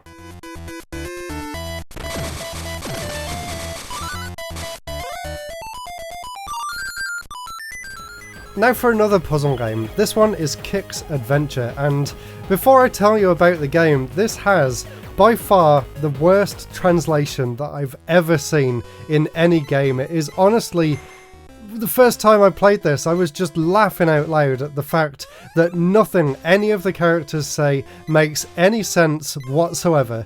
There's apparently a story mode in this, an adventure mode as the game title suggests, but I cannot make heads or tails of the story in this game in the slightest. It's just complete gibberish. But forget about the story, the gameplay is where it counts, and the gameplay is incredibly addictive. Basically, it's the original arcade game Kik's with a twist. There's basically enemies in the playfield now that you have to try and capture, and when you capture the enemy, a treasure chest unlocks and you get a piece of treasure, and there's a bunch of items to collect, there's a bunch of different worlds to explore, and you can save your game in between. And it also includes the original arcade mode as well. The original Kik's in the arcade is one of my favourite arcade games ever. Definitely one of my, I'd say, top 5 Taito games. So when I found out that it had a complete colour overhaul, complete with brand new graphics and music, and actual enemies and things to interact with, I really enjoyed my time with it, despite the insanely incomprehensible storyline. So definitely give it a go if you like puzzle games. It's definitely one of the best on the system.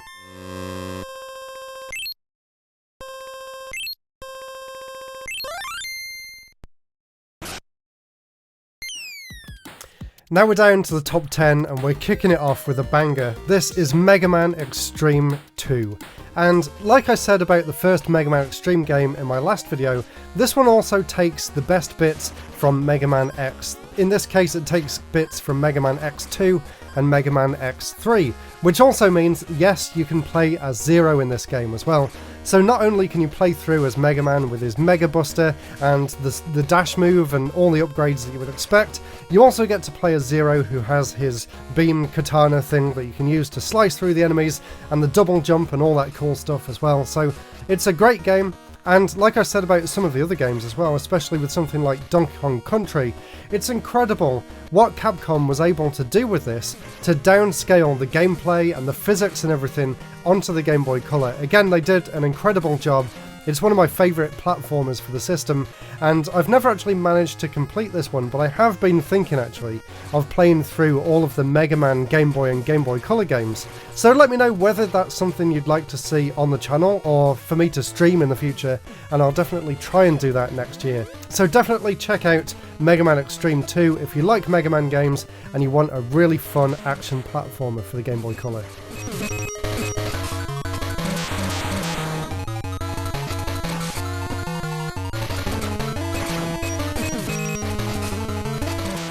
Next is Donkey Kong Country, an impossible port onto the Game Boy Color. They did an incredible job downscaling the Super Nintendo game into the portable system, and I played this so much as a kid. You would not believe how long I spent playing this game back in the day.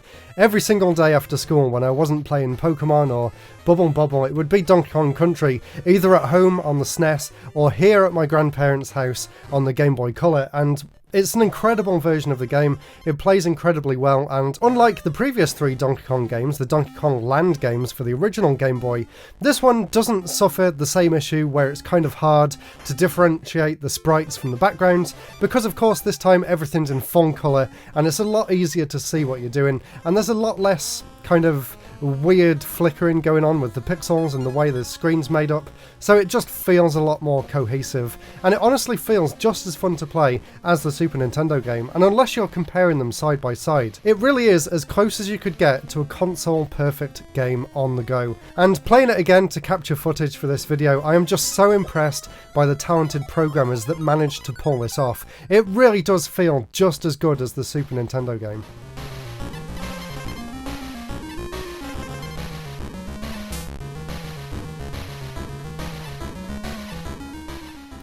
And if you want an action platformer that's completely different, and also one that's incredibly easy to finish, this game is called Wendy Every Witch's Way. And this was made by WayForward, who of course are very famous these days for making the Shantae series, among many other really highly recommended games. This one kind of flew under the radar back in the day, and I knew about it back then, but it took me a long time later to actually get my hands on a physical copy, and when I did, I sat down and played through the entire game in one go. The game's actually only about maybe an hour and a half, 2 hours long. There's not actually that much to it, but what is there is one of the most fun platformers that I've ever played. It's actually incredibly simple. You basically just play from the start of the level to the end and collect stars in between. But the interesting mechanic in this game is the gravity switching mechanic. So there's different puzzles and platforms that you can only access by flipping the gravity upside down and then you jump in from the ceiling. And of course, triggering the different gravity traps also affects the enemies as they're falling up and down too. It's incredibly well polished as well, as you would expect from WayForward. It's not quite as good as Shantae though, of course, which we'll be covering a bit later on. But if you are a bit strapped for time and you want to play a really fun platformer, this one is definitely the best pick for the system.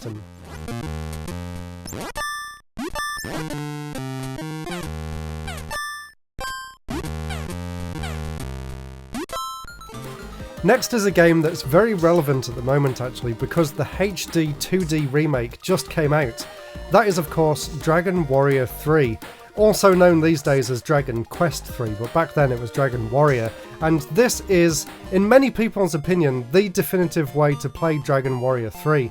Again, it's a port of a NES game, but there's actually a lot of things they did to improve the game here. It plays a lot faster for one thing, and the graphics look a lot nicer too, and it really feels like it suits the handheld form factor. In fact, this was one of my favourite RPGs for the longest time, and I haven't had a chance to try out the HD 2D version just yet, but it would be really interesting to see how close it is to the original, and it's also really cool to see it come back onto a Nintendo handheld after, what, 25 years since this one was released. It's everything you could want from a portable Dragon Warrior game. I know I included Dragon Warrior 1 and 2 in my previous video, but this game's like bigger than both of those combined. It really is an epic adventure.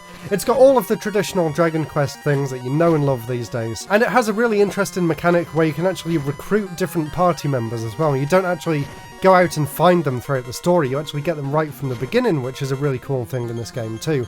So there's a lot to love here, and even if you've only played the new one, I still think it would be really interesting to go back and experience the original, and to see what a remake onto a handheld system was like back then as well, if you want to compare it to the NES one that came before that. So really interesting game. Again, a very late release for the Game Boy Color as well. In fact, on the box here it actually says also compatible with the Game Boy Advance, which is also true for a lot of these other games as well. They came out during that sort of crossover period, and some games could actually tell whether you were playing the Game Boy Color game in the Game Boy Advance and give you some extra features as well. Like if we go back to Wendy for a second, in this game if you played it on a Game Boy Advance you could actually unlock some extra levels that weren't available in the Game Boy Color, which is really interesting, and it gave people a good reason to still buy Game Boy Color games even after the Advance had been released.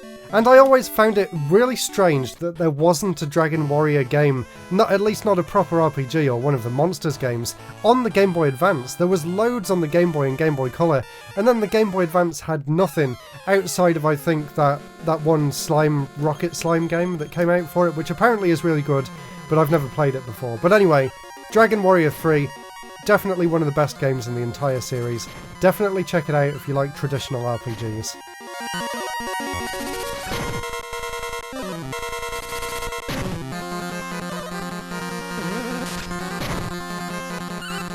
In at number 6 is the next game by WayForward, and that of course is Shantae. And no, I don't own the original, it's like £1,000+ now to get it complete in box, so unfortunately I'm stuck with the limited run re-release.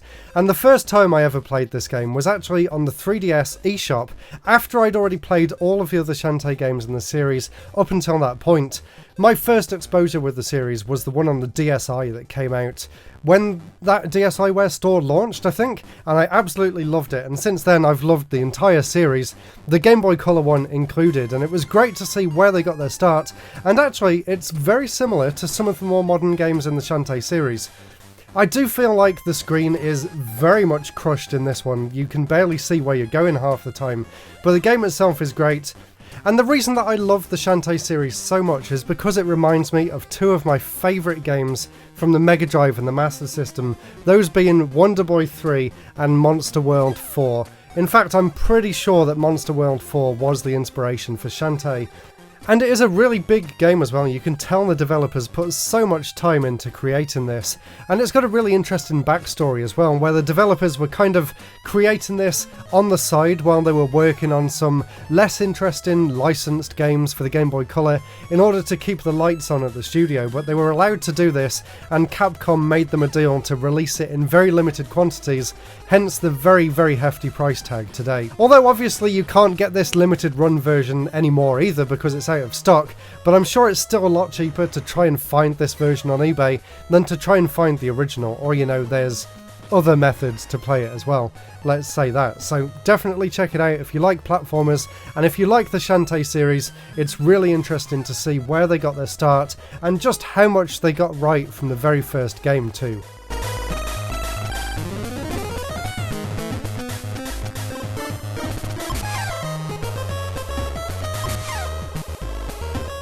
Next is Monster Rancher Explorer, and when I first saw this game I didn't see any screenshots, and I first thought when I saw this cover it would be something similar to Dragon Warrior Monsters or Pokemon, so imagine my surprise when I put the game in and entered the tower at the start of the game and found out that this is actually Solomon's Key, which is one of my favourite puzzle platformers of all time, but it is not what I was expecting. And I was actually quite pleasantly surprised that it wasn't another traditional monster raising kind of RPG. It was a really nice surprise, and I think I included one of the Solomon's Key or Solomon's Club games on one of my original Game Boy Top Games videos as well. This one's very similar to that, just with the addition of colour, and there is one thing that kind of bothers me about this game, but when you play it on an emulator, you can of course customise the controls to your liking. In this game, up is jump, and for whatever reason that keeps throwing my mind off because I always keep pressing A to jump, and instead I end up firing my weapon or deleting one of the blocks that I put down. So my recommendation is get this game, extract the ROM, or get the ROM, you know, however you want to do it, put it into an emulator of your choice and change the controls so you can actually use the 3 buttons at the bottom of the controller to jump, create blocks, or use your weapon. So doing it that way makes the game a lot more enjoyable, and this is just a great version of Solomon's Key. In fact, it's probably my favourite version. There is a little bit of story going on as well, the graphics are really nice, and there's a great sense of progression as you're scaling up this tower in the game as well. So if you enjoy puzzle platformers, it really is the best you can get, and I loved playing the original NES one as well on the Wii Virtual Console back in the day, and I know I would have loved having this on the Game Boy Color as a kid. In fact, I'm kind of sad I only discovered it recently because it was a really nice surprise.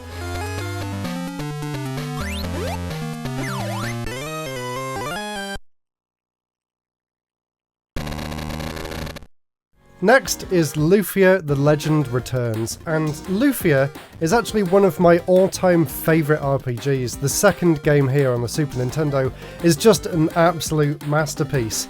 So when I found out that there was one on the Game Boy Color, I knew I had to track it down one day, and it's been a long time coming. I actually only got this a few months ago, and I've been saving up for it because it's incredibly hard to find and incredibly expensive. But I'm very glad to say that my purchase was definitely worthwhile. It actually reminds me a lot of As Your Dreams, which I included in the last one of these videos.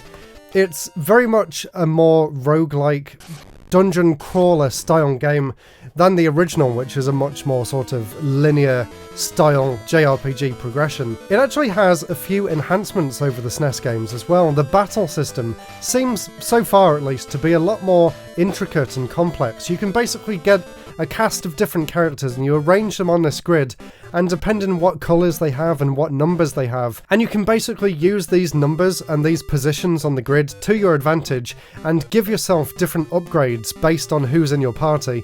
It's a really complex system, and there's over 200 floors in the main dungeon for you to try and explore.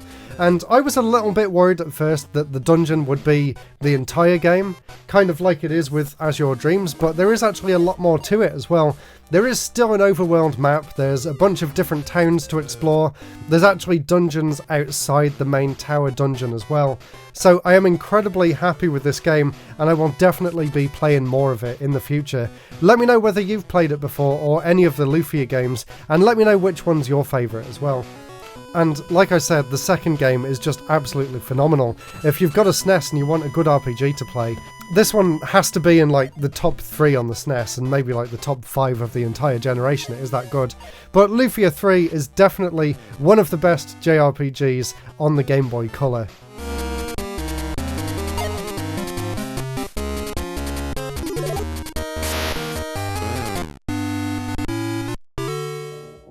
Number 3 and number 2 are 2 games in the same series, and I'm sure you knew these ones were coming.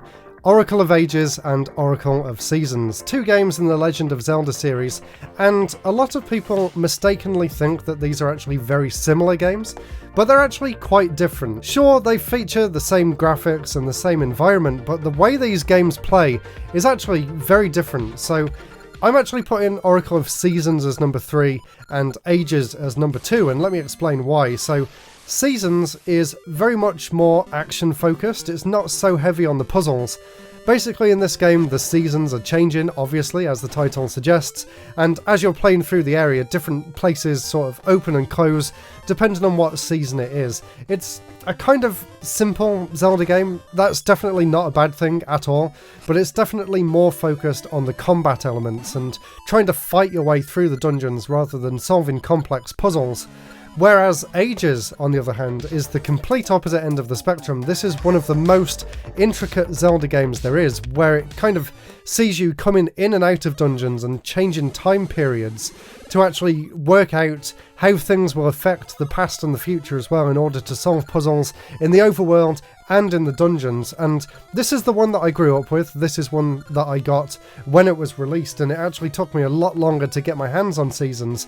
So maybe that's why I'm kind of more fond of Ages than Seasons, but this one is definitely more of a slower paced, more methodical and thought-provoking Zelda game. But they both are incredible, and I'm really glad that Nintendo gave Capcom the ability to make the Zelda games, because obviously they also then went on to make Minish Cap for the Game Boy Advance, which is one of my favourites in the entire series.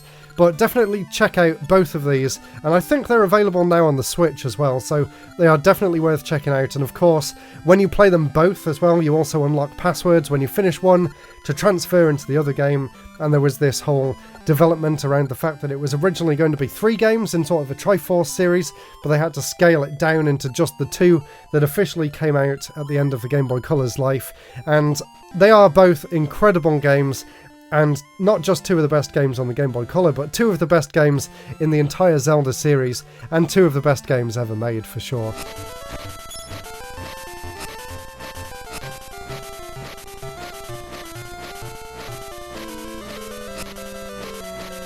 But there is one game, of course, that beats those, and I don't actually have it here to show, so I will go and try and find it and come back in just a second. Well, I don't know where it is, but obviously the game in question, number 1, the best game on the Game Boy Color and the best game of that generation, is of course Pokemon Crystal. I found Gold and Silver, so Pokemon Crystal. There we go.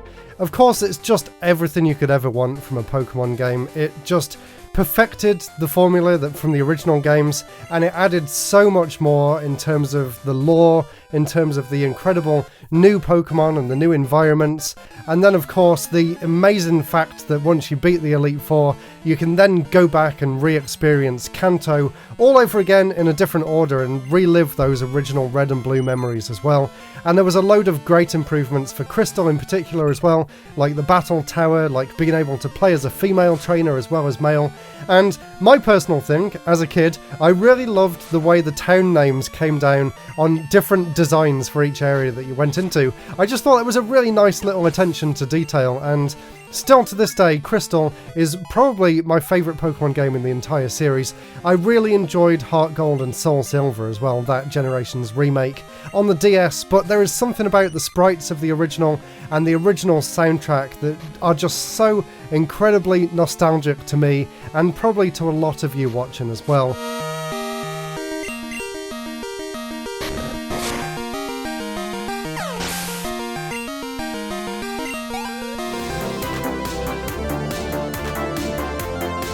Retro gaming doesn't need to be an expensive hobby. In today's video, I'm going to be showing you 10 amazing games for the original Game Boy that you can get for under £10 each. So let's get started with the first one here, which is Mercenary Force. So this one is currently available on the CEX website for £5, and it is definitely worth that. It's actually one of the most interesting games on the console. It's basically a horizontal scrolling shooter mixed with a kind of action RPG. So you choose your set of characters that you want to go out into the stage at the start, and you discover different shops along the way where you can bring them back to life and change your arsenal out and things. And each of the characters has a slightly different way of attacking, and you can press the B button to change the orientation of people to get around the levels as well. It's really fun, it's really unique, and for £5 or around 10 on eBay, you really can't go wrong with Mercenary Force. Next up is Sneaky Snakes, and you can get this one for around £5 as well. There's 2 that sold in the past month for £4.99 and £5.49, so amazing bargain with this game, and the game is super fun as well. It's made by Rare, who actually made another game on this list too. And Sneaky Snakes is kind of the Game Boy counterpart to this game on the original Nintendo Entertainment System called Snake, Rattle and Roll, which is one of my favourite games on that system. And the Game Boy one is really fun as well. It's quite a unique platformer for the system, and just like the NES game before it, it has really nice animations, but the reason this game stands out is that the way you actually finish the levels is quite different to what you would expect. Instead of just going from left to right, the levels are more of a open exploratory world for you to explore, with a few different warps here and there to go into different sections of the level, and to get to the end of the level you need to be heavy enough to ring a bell to allow the gate to open for you to advance onto the next screen. And to become heavier you have to grow your tail by actually eating the enemies and the objects in the game. So it's kind of like, I want to say, a modern take on Snake but wrapped in a platformer. Modern for 1990 standards maybe, or I think that's when it came out. So really fun game, very unique, and great music as well, so definitely check this one out if you want an affordable platformer for the system that's a little bit different to your typical Mario or Kirby. So really fun game, highly recommended. Now for another shoot 'em up, you can get this one on CEX for £6, and it is in stock right now, and you can also get it on eBay for around £7. So this one is a really interesting game. It's a horizontal scrolling shoot 'em up, but with a really unique mechanic. You can basically let go of the fire button, change the direction you're facing, and then hold the fire button down again, and you can actually strafe while shooting in that direction. So in some ways this is kind of a precursor to a modern multi-stick shooter, but still with the same kind of original arcade gameplay. It's fairly slow paced and it can be quite frustrating at times, but it's still a great concept, and I think they executed it fairly well for the system. There is something quite annoying about this though, because the screen is kind of squashed compared to the NES game, and again, like Sneaky Snakes, this one had a NES counterpart, but I prefer the NES version of this because on the Game Boy it shrinks it down a little bit too much, and the screen kind of has to scroll up, down, left and right to keep you in the middle of the screen. So sometimes you might think you can go a certain direction and you'll get trapped because the screen keeps scrolling and there's no way to go back down in time. So, but apart from that little gripe, once you've learnt the level and you can get through it in one go, it really is a fun game, and it's a very unique control system, and they executed it fairly well too. So check it out if you want another shooter for the Game Boy, but you don't want to pay the insane prices that something like Starhawk or ZAS go for these days. Obviously it's not as good as those games, but it's definitely worth playing, and especially just for a few quid, you really can't go wrong, so definitely check it out. Next is Revenge of the Gator Pinball by HAL, the same company that made Kirby, and this actually has really great physics for the Game Boy, and it has lots of different screens that you can get to if you're good enough to advance onto the next area, and it's just great fun to play as well, and it's all themed around alligators for some reason. I don't know why they came up with that concept, but it is a very well polished pinball game for the Game Boy, so if you enjoy that sort of arcade virtual pinball experience, you really can't go wrong with this one. And looking at the prices here, this one is slightly more expensive. It looks like it's going for around £11 to £12 on eBay, but there is one in stock on CEX right now for only £8, so you can still get it for under a tenner if you look around, and I'm sure there's other places or Facebook groups out there where you can get this one for under a tenner as well, and definitely recommend it. It's probably the best pinball game on the system, even though I do really enjoy Kirby's Pinball Land. I think that one's a little bit more expensive though. Let's actually have a look. Kirby's Pinball goes for around 12, so not that much different really, so I actually recommend both of these, so go ahead and pick yourselves up some pinball games for the Game Boy. And now we have Marble Madness for the Game Boy, which goes for around £8 to £10, and this is a great conversion of the arcade game Marble Madness, and it controls incredibly well on the Game Boy. In fact, I find it a little bit easier to control than the Nintendo Entertainment System version, which is the one that I grew up with. And surprisingly, the graphics actually hold up really well on the original Game Boy too.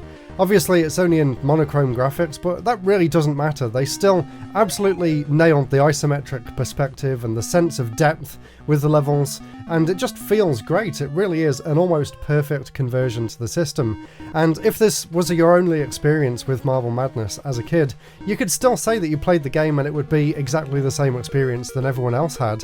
And isn't that just what a good port is all about? So definitely recommend Marble Madness. And there's also a great Game Boy Color conversion as well, which I think goes for roughly the same price, but I'll definitely do a Game Boy Color version of these videos in the future, so you can find out some good affordable games for that system too. Next up is another shooter, but this time a vertical one, actually made by Nintendo, and it's called Solar Striker. And the really interesting thing about this is the fact that this is the only vertical scrolling shooter, as far as I'm aware, that Nintendo's ever made or published, which is just really cool, and it's a really fun game as well. You can buy this one right now on the CEX website for £6, and it looks like it's going for around 10 on eBay, so definitely recommend it. It is very simple, but if you enjoy arcade style shoot 'em ups, you really can't go wrong with this. It has a very basic power-up system, it has very basic enemy patterns, and it's got quite basic stages. The music's really good. I think it only runs at 30 frames a second instead of 60, which is what you're probably used to on the Game Boy, but on the original Game Boy screen, especially the way it blurs the graphics together, you don't really notice anyway, and the gameplay is absolutely solid. The controls are great, the collision detection is spot on, and it's got a really nice difficulty curve as well. So if you want a very simple game, which is what I think Nintendo wanted with the Game Boy to begin with at least, then Solar Striker is probably one of the best examples of what Nintendo actually wanted to do with the Game Boy right at the start of its life. So for £6, you can get it right now on CEX, definitely recommend it. Now for the cheapest game on the list so far, you can get this one. It's called Super RC Pro-Am, and this one was also made by Rare. You can actually get this one right now for £3 from CEX, so definitely pick this one up, and it looks like it's going for around £4 to £5, maybe £6 on eBay, so definitely amazing value for money with this one. If you enjoy things like Micro Machines, or again, this one is kind of a downscaled port of an NES game, so if you enjoyed that one and you want to see what the Game Boy can do in a very similar style, definitely check it out. It's a really fun game. It's got a weapon system, it's got different power-ups and different obstacles on the courses and speed boosters, and it controls really well, which is the main thing to enjoy about these kind of games. It controls fantastically, and the AI is actually really fun to race against as well. While I was recording some footage for this video, I had some very close calls as I just got to number 1 on the leaderboard. So amazing game, and after each race as well, you also upgrade the car a bit, so it gives you a reason to keep playing to find out just how much better the car can get over time. So RC Pro-Am is a great game, and it's great that all of these classic Rare titles are still so easy to get hold of as well. I really thought that being from a developer like Rare, they would be a lot more expensive, but I was very pleasantly surprised when I was making the list for this video and found out that you can get it right now for only £3. Now for another incredibly cheap game, even cheaper than the last one. I saw one on here that sold on eBay at the end of last year for just £2.99. This is Hyper Load Runner, and I think this one is kind of cheap for a reason, and it's £4 on CX if you want the equivalent over there. This game is infuriatingly difficult, and apparently this game was made as a sequel to the original Load Runner. I don't know how many people would have even experienced that at the time that this came out on the Game Boy, considering the first game didn't even come out on the Game Boy, so how they expected anyone to get anywhere in this game, I have no idea, because I can't even get past the first level.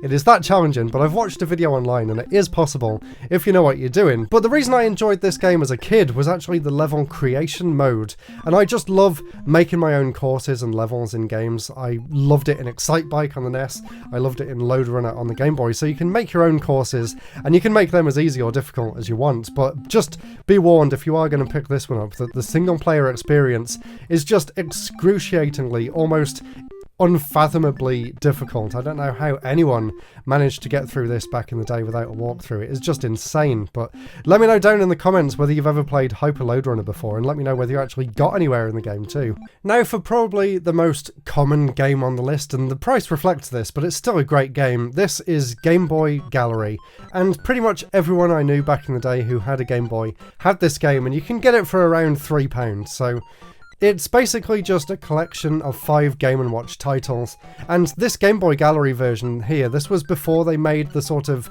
modern and classic version for the Game & Watch Gallery series, so you're only really playing as just a generic character, but I actually think it looks really nice. Like, the art style is really nice. It reminds me of like the Nintendo Power kind of art style that you'd get in the magazine, so I think it's a really kind of nostalgic cover and a nostalgic kind of graphic design in the game itself. I really enjoy some of those classic Game & Watch games like Cement Factory and Manhole, and it's great to be able to play them on the Game Boy as well, and it's still really fun to try and beat your high score, so it just goes to show that gameplay triumphs over everything else. There's obviously no technical achievement that this game pulled off, but they're still incredibly fun to play. Like, some of these Game & Watch games that they were inspired by for this collection came out like 45 years ago, and they're still just as much fun fun to play today as they were back then. So for £3, for 5 Game & Watch games converted to the Game Boy, you really can't go wrong with this one. Next is Fortress of Fear, and you can get this one for £6 right now on CEX, and you can get it for around 7 or 8 on eBay, so it's towards the higher end of the £10 mark, but it's still very reasonable for what is a really good and very difficult platformer for the Game Boy, also made by Rare, so it's great to see another affordable Rare title in this video, and the game is actually a lot of fun once you understand how to play it. So you basically have 3 different attacks with your sword. You have one where you can crouch and slash in front of you have a regular slash, and you also have one where you can hit the enemies up above, and it's a very simple game. It's basically a level to level progression style game. You can pick up keys to open treasure chests, which give you a few little bonuses like health potions and things, and then when you get to the end of a set amount of stages, you then do a boss fight, and then you move on to the next level. All very typical run-of-the-mill stuff, but they pulled it off quite well, and again, the music's really catchy too, so let me know what other systems you would like to see these kind of videos for in the future. Here's 10 of the best affordable games for the Game Boy Color for under £10. Let's get started with this incredible racing game called Top Gear Rally 2, and I actually picked this one up very recently on eBay for £2 and £2 postage, and what I got in exchange for that small amount of money was a game that is way beyond any expectations I could have had for that price. This game is incredible. This is easily the best racing game that I've played on the system. The graphics are just absolutely incredible. It runs at such a good frame rate, it feels great to play as well, and it is just an incredible experience playing this on the system. And because it's part of the Top Gear Rally series, you do also get the full single-player experience with all of the customization and all of the engine upgrades and things that you would expect, and there's a range of different cars, and they all control amazingly, and this really is an incredible game. So if you've got just a few pounds spare and you want one of the best racing games for a handheld console at the time, you really can't go wrong with this one, Top Gear Rally 2. The second game here is at the higher end of our price range. This one goes for around £10. This one is Tiny Toon Adventures Dizzy's Candy Quest, and this is a really unique game, and I haven't really played that many other games like this. It's a top-down puzzle/action game where you go around doing different puzzles and opening different areas up and collecting sweets along the way, and the goal of the game is basically to collect sweets and bring them back to the robot in the middle of the stage. But as you progress through the game, the stages get more and more complicated as you go, and there's also a kind of platforming mechanic as well, where you can jump on certain parts of the environment, and there's different enemies to worry about and different attacks that you can do. It's a really fun game, and it's very, very unique, so if you want a really cool top-down action puzzle game for the Game Boy Color, definitely recommend this one. Now for a full-on puzzle game, this is one of my favourite puzzle games on the Dreamcast and the Nintendo 64, and it got a port to the Game Boy Color. The game is Wet Tricks, and you can hope to get this one for around £6 here in the UK, which is an amazing price for one of the best puzzle games on the system. It's a very different style of game. You still have the blocks falling down from the top of the screen, but it's kind of in an isometric 3D point of view, and you either get up arrows or down arrows, and the up arrows can raise the level of the building area basically. And basically what you need to do is build different lakes, and then eventually you'll get some water droplets which you can then drop into the lakes, and you get bombs and you get different kind of items and upgrades as you're playing through the game. But the idea is that you build these lakes and you put different drops of water in the different lakes, and then you get like a meteorite that comes down, and you put those meteorites into the lake, and it drains the water, it evaporates the water, and that's what gives you the points. It's a really great game, it's a really cool concept, and although it's not the best playing on the Game Boy Color because of that fixed perspective, it can be a little difficult to judge the distance between things sometimes. It's still a great port onto a much weaker system than the N64 or the Dreamcast, but I definitely recommend those console versions too. Next is a really good platformer for the Game Boy Color, so if you're bored of playing Mario or Donkey Kong or something like that, definitely check this one out. This is Speedy Gonzales Aztec Adventures, and I was so impressed when I first played this. The sense of speed is fantastic, as you would hope from a Speedy Gonzales game, so that in its own is really cool, and I've not seen a Game Boy Color platformer play this well at such high speeds, especially on such a small screen. You really still feel like you're in control, which is a big achievement. But the actual platforming physics actually feel really good too, and the levels are all fairly short and it moves at such a great pace, and the level design's really good too. So if you are looking for a really good platformer, and this one is compatible with the original Game Boy as well, so you can play it on the original system in black and white, or the Game Boy Color, or the Game Boy Advance in colour as well. Definitely check this one out if you want a new platformer for the system. And you can get this one for around £10. Now for another platformer from a much more well-known game, this is the Game Boy Color version of Rayman, and what an incredible version of the game this is as well. I'm sure a lot of people have played the Game Boy Advance version, which came out at the launch of the GBA, and that one was an amazing port of the PlayStation 1 game, but this one is a completely original game for the Game Boy Color, and it's basically as good as you could get with a Rayman game in 8-bit. It plays really well, the controls are great, the physics are great, and you still get all of that classic Rayman gameplay, and it's just really impressive to see this running on the Game Boy Color as well. There is a sequel as well, Rayman 2 Forever, I believe, but I haven't got that one. I'm not quite sure of the price, but I can definitely recommend the first game in the series. And let me know in the comments below what you guys think of the second one if you've played that too. Next is another into-the-screen racing game, and this one isn't anywhere near as good as Top Gear Rally 2, which I put at the start of the list, but it's still really impressive to see it running on the console, and it's got a really nice style as well. It's called Halloween Racer, and basically you can choose from a bunch of different Halloween styled characters, and then you can enter the Grand Prix and go around different Halloween styled environments. There's a few power-ups and things which make this one slightly different to the more realistic racing of Top Gear 2, and if you do enjoy those into-the-screen racing games like Outrun style, I definitely recommend that you get both of these games because they do give quite a different experience considering the gameplay is very similar. Next up is a really unique game with a very interesting premise. The game is called Hands of Time, and this one's surprisingly cheap considering how good this game is. I managed to get my hands on it for £6, and I think you can still do around the same today. It's a time travel story, and I love time travel stories. The gameplay of this is, I guess, kind of similar to the Game Boy Color version of Metal Gear Solid, in that it's a top-down action-adventure game with an intricate plot to go alongside it. It has a kind of Zelda-style map as well, so the areas kind of feel a little bit like Zelda dungeons, and it's really cool. You get to go around different time periods. I'm not very good at the game, and it is quite easy to get lost and not really know where you're supposed to be going next, but I just love the concept of this game, and I really feel like more people should know about it. So if you want that kind of top-down action game, kind of similar to Daikatana as well, which I've also mentioned on these videos in the past, definitely give Hands of Time a try. Next up is Alfred Chicken, and this is a popular game series that started way back on the Amiga. This Game Boy Color version is fantastic. I really enjoy this game. It's a puzzle platformer at its core, but it's very fast-paced. It has some great graphics and great controls for the Game Boy, and I also love the exploratory nature of the levels as well. Instead of just going from start to finish, you're going around these big open areas, trying to find all of the balloons in order to fly off to the next stage.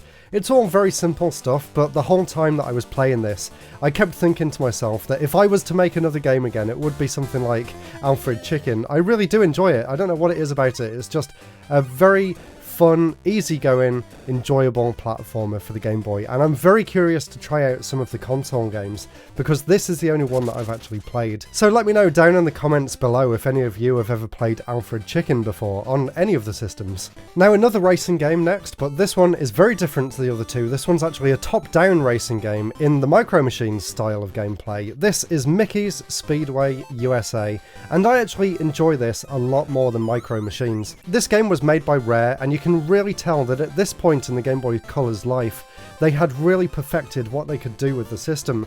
This is a follow-up to a game that they made about 2 years earlier called Mickey's Racing Adventure, and this one's another game that you can get for under £10. I actually got this one for £5. I've still got the label on the back there, but this original game is nowhere near as good as this USA-styled adventure follow-up, which is just one of the best racing games that I've ever played on a handheld.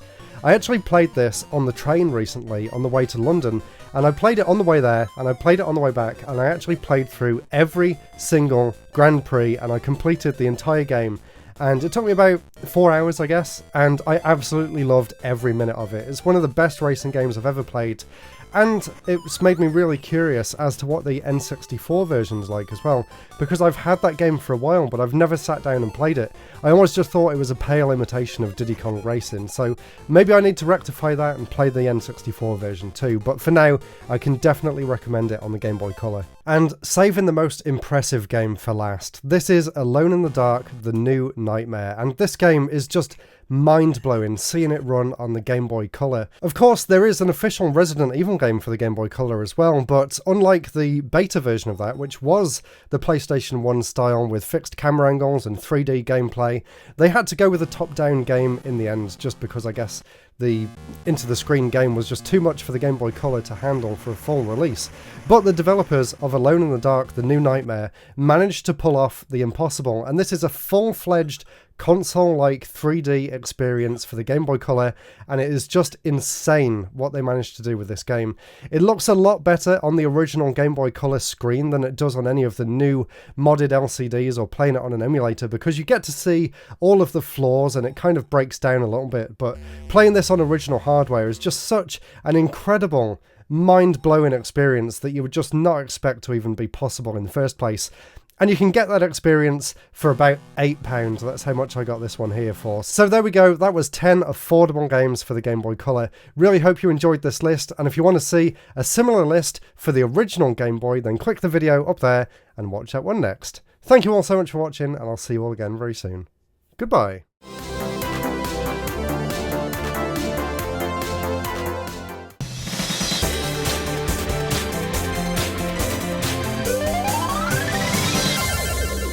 Hey everyone, welcome to RetroBreak. Today we're checking out 10 games for the original Game Boy that pushed the system to its limits. Let's get started with the first 3 here, and these are 3 really interesting racing games that each took a slightly different approach to actually creating a full-featured 3D racing experience for the system. There were quite a few racing games for the Game Boy, but most of them were that Sega Superscaler style where you basically just move in a fixed position and the track moves around you.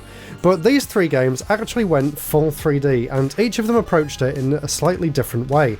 So let's take a look at what I believe to be the best of the 3, and also this one's interesting because it kind of takes elements of the other 2 and merges them together. This one is called Race Driving, and I think this one's really interesting because not only does it feature basic racing gameplay, but it actually has a stunt mode as well, complete with really wacky tracks that kind of feel more like roller coaster attractions.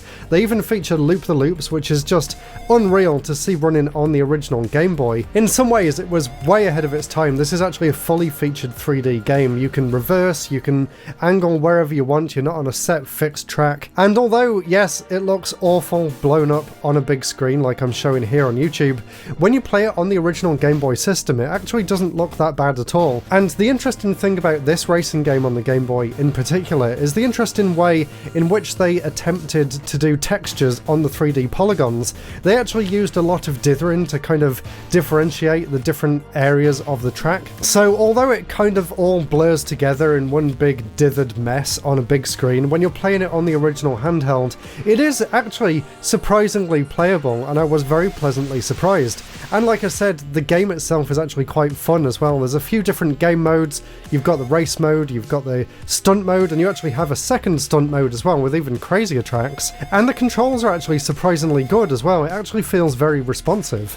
And then comparing it to the other 2 games we've got here, Days of Thunder and NASCAR, these both go in completely different directions. So Days of Thunder is really interesting. They're both NASCAR games, by the way, so they both feature oval circuits, and they're a lot more limited in scope than this one. But the difference between these 2 is still very interesting. So the Days of Thunder is an interesting one because this one's actually made completely out of wireframe graphics, and it kind of reminds me of the 3D games that I featured in my Virtual Boy video, where there aren't really any textures at all, and you're just having to use the wireframes to try and figure out where you are in the world. It kind of works, but I don't think it works as well as giving it like a dithered texture like this one. But the game itself is still pretty good, it still controls fairly well. I will say that the frame rate is completely awful on all three of these games, and when you actually watch it back at like 2 or 3 times speed, it actually seems more like a normal style of game, but playing it on the Game Boy at like 5 frames a second, it is kind of painful. And then NASCAR takes the other route, which actually features fully textured 3D environments. Well, basically just a flat coloured plane, but at least you can't see through it, and you don't get that annoying dithered effect either.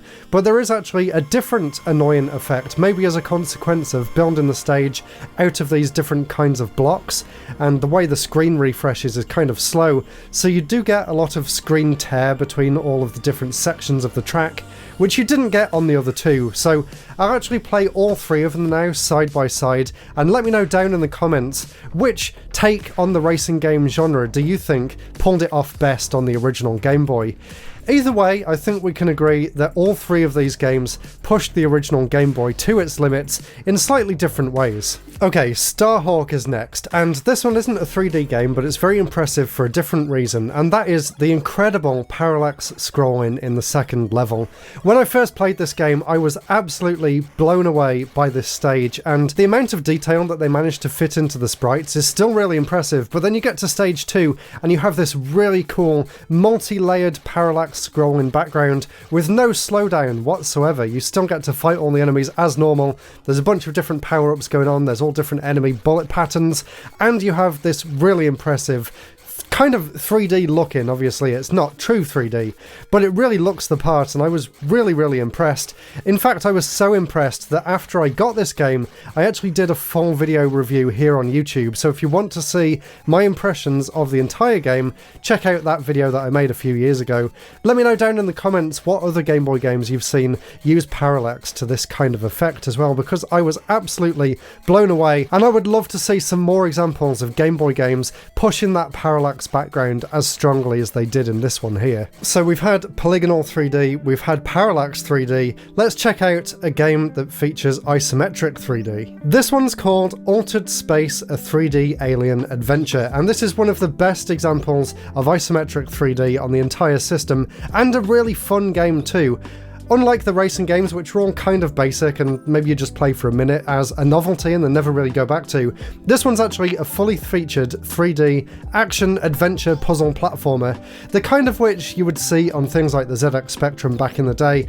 I really love what they did with this game here, it's actually really fun to play. Basically it's a bunch of different rooms, and each room has a different challenge, and there's different items that you can pick up and take back to different areas in order to open new doors and then move on to the next stage. It works really well, and it's just really impressive what they managed to do in this game in terms of the sprites, the graphics, the depth perception with the isometric viewpoints. It all comes together really well. There's no slowdown, it's really easy to see where the enemies are in relation to you, and it's just a great game, so definitely recommend this one if you want a platformer for the system but at a different angle. Really highly recommended. And interestingly, I can't remember where I read this now, but there was a scan of a magazine from back in the day, and they actually rated this higher than Zelda Link's Awakening. I wouldn't give it that much credit, but it's really interesting to see just how much weight was put behind good graphics back then, and still to some extent today, but probably not as bad as it was back then. But yeah, graphics don't make a great game,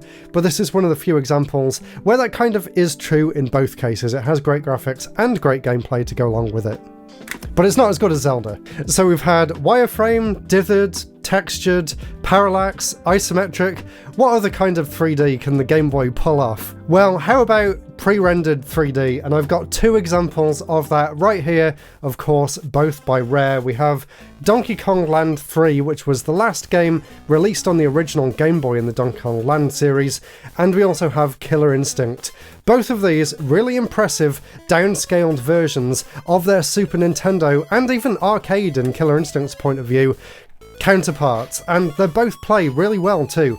So obviously it took a lot of effort to get these pre-rendered graphics running on the Game Boy, and they're just rendered as sprites with a lot of different frames of animation, but the end result is still really impressive, and both of these games still play just like their console counterparts, which is the main point, I guess, with creating these games in the first place. So I actually grew up with both Donkey Kong Country and Donkey Kong Land, and I remember actually enjoying both of them equally as much, and I really don't think the downscaled graphics impacted the gameplay that much at all, especially if you play this game on the Game Boy Color instead of the original Game Boy, because the background and the sprites are actually then featured as two different colours. And the same applies for Killer Instinct as well. It really does help to differentiate some of the slightly muddy pre-rendered graphics with the backgrounds, which are also incredibly detailed on these games. So yeah, play them on the Game Boy Color if you can, but if you've only got an original Game Boy, or if you want to just experience them the way they were originally intended to be played, I really don't think they are as difficult to pass as some people may say they are. So yeah, really impressed by both of these. I think Rare did a fantastic job of downscaling them onto the original Game Boy, so definitely check out all of the Donkey Kong Land series and also Killer Instinct if you want to see what some 16-bit ports onto an 8-bit system can look like. It's very impressive stuff. Now this next one's an interesting one. This is Pinocchio by Disney Interactive, and you probably know them for their SNES and Mega Drive games, which look incredible, and they feature almost like cell quality animations. Well, I was really impressed the first time I played this game and I saw that exact same smooth animation style.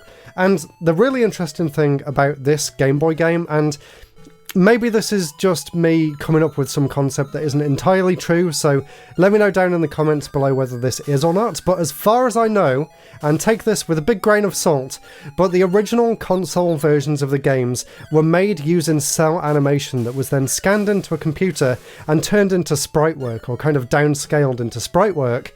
And then what they did for this Game Boy version is actually take those same sprites and scale them down even further to fit onto the Game Boy. So in some ways, you're actually looking at a Game Boy rendition of original hand-drawn cell animations, and I think the end result is actually really impressive. It is certainly a lot smoother than a lot of Game Boy games of that era, and it's just really cool to see that amount of attention to detail put into such small sprites on the Game Boy. Let's take a look at another isometric game next. This is Marble Madness, and I think this is a brilliant port.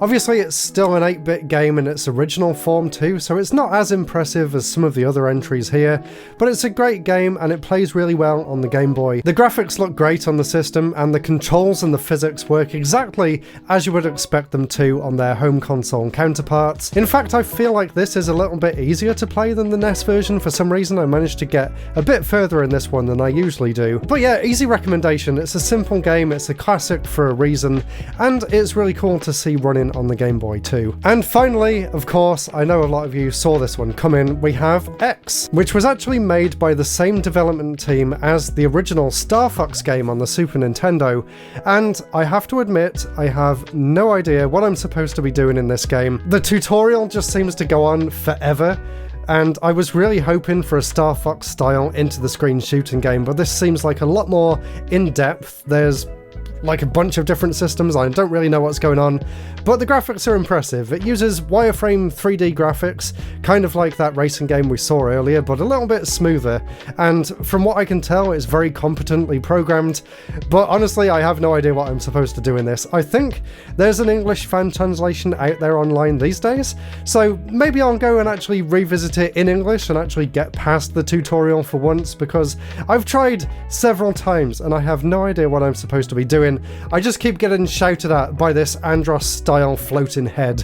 So let me know in the comments if you've ever played X before, or if, like me, you're only morbidly curious because it was made by the developers of Star Fox. And there we go, that was 10 games for the original Game Boy that pushed the system to its limits. Of course, there's probably a lot more out there, but these are just some of the ones that I happen to own.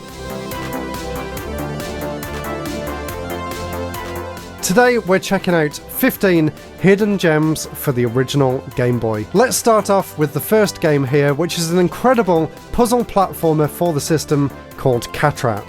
And this is a game that I've known about for a long time, but it's very expensive and difficult to find, especially in such good condition as this. And I'm so glad that I waited for this to come along, because when I got my hands on this, it fast became my favourite puzzle platformer for the system. And it is a system known for that style of game.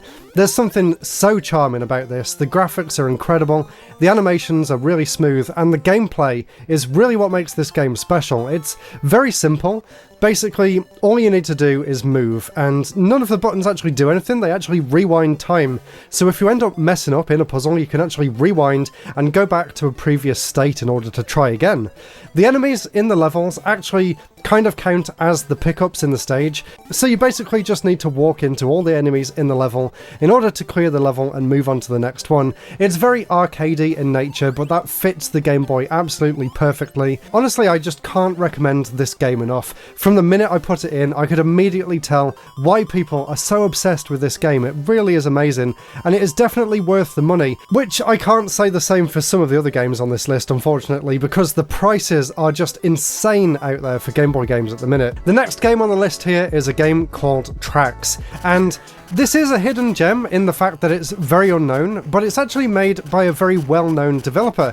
It was actually made by HAL Laboratories, the same people that made the Kirby series. This is a really cute top-down arcade-style action game where you play as a small tank here, but the twist is that you can only rotate the turret to the right, so you end up spinning all the way around and you can get different power-ups as you're going, and it basically plays like a traditional arcade-style shoot-'em-up, but with that one very unique mechanic. And it has some really nice cute graphics, and I did actually do a full video about this game in the past as well, so if you do like what you're seeing over the screen right now, definitely check that full video out if you want to see what the entire game has in store. Next is a game called Hammerin' Harry, and just like Cat Trap, this is one that I'd heard about for a long time, but unlike Cat Trap, I couldn't actually bring myself to pay the extortionate amount of money that they're asking for this game online.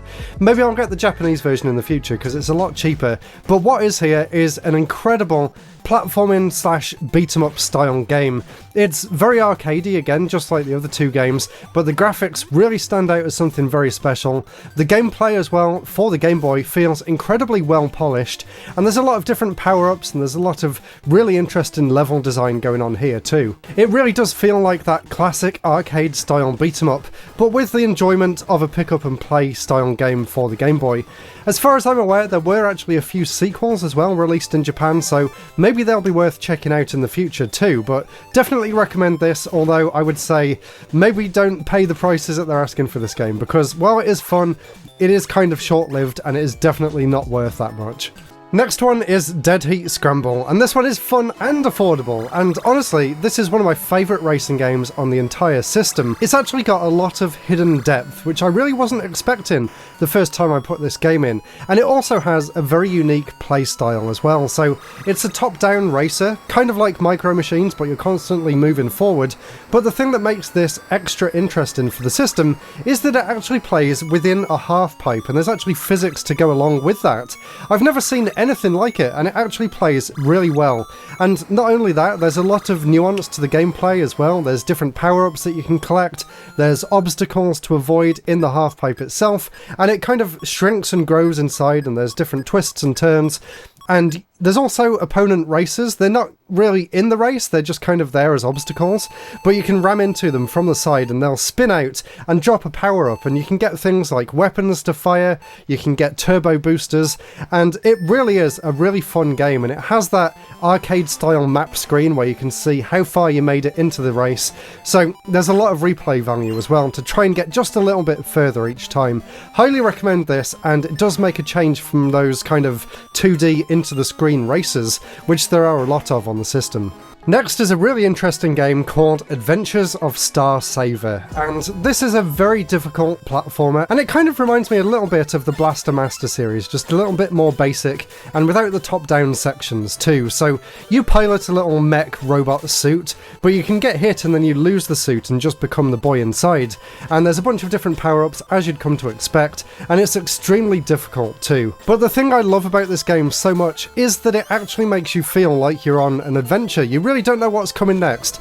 There was parts in the first level where you're like standing on different planets and moving around, and it's just so cool and so kind of unique, even though it's kind of a basic style of gameplay. But I enjoyed it a lot. The frame rate isn't the best, and there was actually a sequel that came out here in the UK, just called Max for some reason. I know there's no relation to the Star Saver name there, but the game's called Max, and that one is kind of different. It's a lot more open-ended. The frame rate's much improved, but maybe the gameplay itself isn't quite on par with the first one, although there is a really cool grapple mechanic in there. So honestly, two very unique games for the Game Boy, so if you're into platformers and you're bored of things like Mario or Kirby, definitely check out the Star Saver series. Next is Avenging Spirit, and this is another one of those games that's insanely expensive. There is actually a repro out there, an officially licensed one, but for whatever reason I've tried many times to get my hands on this, and it never ends up shipping out to me, so I don't know what the companies have against me getting my hands on this game, but anyway, the game itself is so much fun. Kind of like Hammer and Harry before it, this game punches way above its weight in the platformer genre for the system. It's incredibly well polished and it has a really unique gameplay mechanic to go along with that as well. As you can probably guess from the title, you play as a spirit, who basically can inhabit the different characters and enemies within the game, so you get to choose one of 3 playable characters from the start, but during the game itself you can actually come out of that body and inhabit the enemies in the stages in order to take advantage of their unique movesets.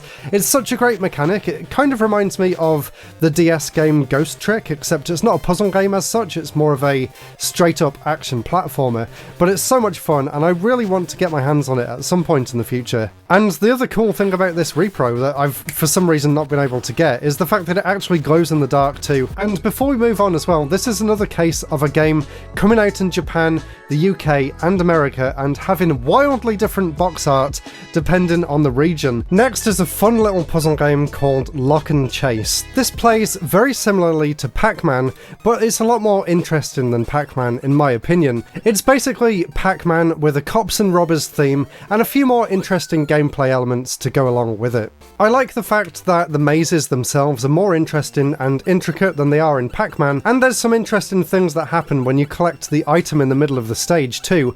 Instead of just giving you points, it actually does different things depending on what it is.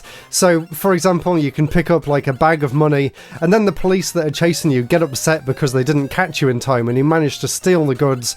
Or there's basically things that make you invincible, like the power pellets in Pac-Man, and then you can run into the police, and it basically just plays like a more fun version of Pac-Man, but it's got a really cute theme.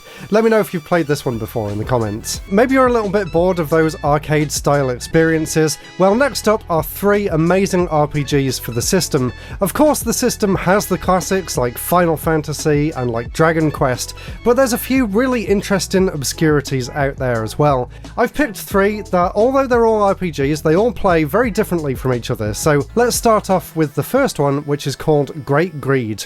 And this is definitely the most traditional of the 3 RPGs in this list. It looks and plays very similarly to the Final Fantasy Legends series on the Game Boy, which is amazing. Although it does have a kind of unique twist in the fact that everything in the game, from the villages to the names of the people and a lot of the enemies, are all based around food. And it is actually quite funny, it has quite a good sense of humour. The battles themselves are kind of interesting too. You basically have different attacks for the different A and B buttons and the D-pad, so it's interesting to sort of arrange your layout on there, and the battles themselves play out much more similarly to Dragon Quest than they do Final Fantasy. It's a really interesting game. Truth be told, I haven't got that far into it, but I've heard that it is worth persevering with, and it has a few different endings too, so lots of replay value in this one. Oh, also, it's insanely expensive. No, I don't own this one physically either. The next one is called Sword of Hope, and I'm actually including the first game and the sequel here because they play basically the same. And these are actually very different style of RPG. These are actually more in line with the sort of RPGs that you would find on PCs and Macs back in the 80s. They feature a 3D first-person viewpoint in the corner and a bunch of different options to the side. They're not the kind of game that I can personally get into that easily. I feel like they're a little bit too retro, even for me, but if you do enjoy this kind of point-and-click puzzle style choose your own adventure kind of feeling game, or if you grew up with those kind of Ultima dungeon crawlers, then you'll probably end up enjoying these, and I'm sure there is a good game buried somewhere within this archaic gameplay system too. Let me know whether you think I should persevere with these games and try and get a little bit further into them. And the final of the RPGs in the list is my personal favourite, and that is called Roland's Curse. Again, this is a series of 2 games released for the Game Boy. These ones are actually top-down action-adventure RPGs, and they have really big, sprawling maps. The problem with these big, sprawling maps, though, is that there's hundreds of different ways to go, and I really couldn't figure out where I was meant to go right from the start of the game, but that didn't actually stop me from enjoying it. It really does have that original Zelda 1 kind of exploration feeling to it, so if you love getting lost in a big fantasy world, then you really can't go wrong with these 2 games on the original Game Boy. Next up is another fun platformer for the system. This one got a recent re-release by Limited Run. This is called Tailgater, and this is one of my favourite puzzle platformers on the Game Boy, right up there for me with Pocket Bomberman. This actually weirdly kind of reminds me of Speedy Egbert. Basically, you go around these different levels and you open up treasure chests in order to advance to the next stage. It's all very basic stuff, but it controls very well. It feels really rewarding to play as well, and it has a great responsiveness to it too. It's really great that Limited Run decided to re-release it as well, because this is another game that's going for insane money for the original copy these days. And I'm sure in the future this version will too, but at least for a small amount of time you could actually get the game at an affordable price again. Next is a very unique game called Go-Go Tank, and I'd heard about this one for a while and I really didn't know what to expect other than the fact that I should play it, and I really didn't understand what I was doing at first either, but once it clicked, it actually turns out to be a really interesting and fun game, if a little slow-paced for my liking. So basically, you don't actually control a tank, and at first I thought the tank was actually an enemy that you needed to avoid, but you actually control a plane with a hook at the bottom, and you fly this plane around with the hook and you pick up the different boxes and put them down in order for the tank to actually go over the boxes to reach the end of the stage, where it can then destroy a wall and you can go through and move on to the next level.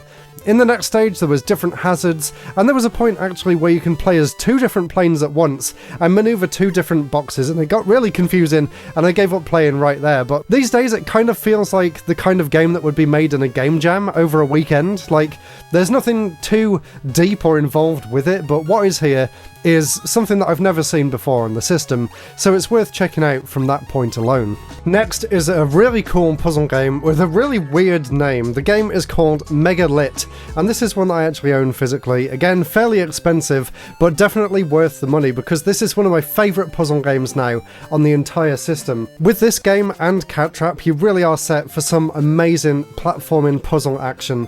Megalit is a lot more simple compared to Cat Trap, at least in terms of graphics, but in terms of concept and gameplay, it's actually incredibly deep and incredibly enjoyable to play as well. It kind of reminds me of Pushmo or Pull Blocks, if you remember that from the 3DS. You play as this little round face and you basically pull the blocks, and the aim of the game is to actually get all of the blocks to touch the floor, but the blocks are only allowed to fall 1 grid at a time. If they fall 2, they'll end up shattering, and then you have to start the level over again. It sounds simple, but it gets deceptively challenging very fast, and it actually has a really nice easing in difficulty, unlike some of the games that I've featured in these videos, like Load Runner for the Game Boy, for example, which I've featured, which is just insanely difficult right from the start. This game actually eases you in nice and easy, so you actually get a feel for all of the different ways of manipulating the blocks first. And it is definitely a game that I can see myself going back to and playing again and again in the future. So if you like this kind of simple but enjoyable puzzle game, definitely check out Megalit, although I still have no idea what that title's referring to. Another puzzle game now, and this one kind of feels like a prototype version of Bejeweled Twist, just minus the actual removing of the blocks once you've lined them up. This is a really fun but very simple game, but it's the kind of pick up and play game that the Game Boy excels at. Basically, you have a pattern in the corner that you need to try and match in the main game board, and you can rotate blocks of 4, and that's honestly as simple as the game is. You just rotate blocks of 4 in order to match the pattern at the top of the screen. I don't know why though, but there was something about this game that really sucked me in, and I actually played this longer than anything else while I was recording for this video, so it goes to show that even the most basic, casual style game can still be enjoyed today, and it honestly feels like the kind of game that could come out these days on the App Store. It's just a simple, mindless puzzle game, but it's presented very well, and that's the thing that makes it stand out for me. And we're ending this video on a high note. This is another one that I've done a video on in the past. It's an incredible horizontal scrolling shooter, and it's called Starhawk. And I was so blown away when I first played this game with the parallax scrolling in that level. It really is a mind-blowing achievement what they managed to pull off with this. Sure, the sprite is a little bit big, and maybe the hitbox is a little bit big and makes the game kind of frustrating to play, but once you get used to the size of the hitbox, it really is an incredible horizontal scrolling shooter, and it's right up there with the best on the system. Obviously things like Gradius and Nemesis and Proteus are actually better games, but they're not really hidden gems, if that even means anything anymore these days. So definitely check out Starhawk, definitely check out my full video on that game as well. Let me know down in the comments what hidden gems you would recommend for the system too.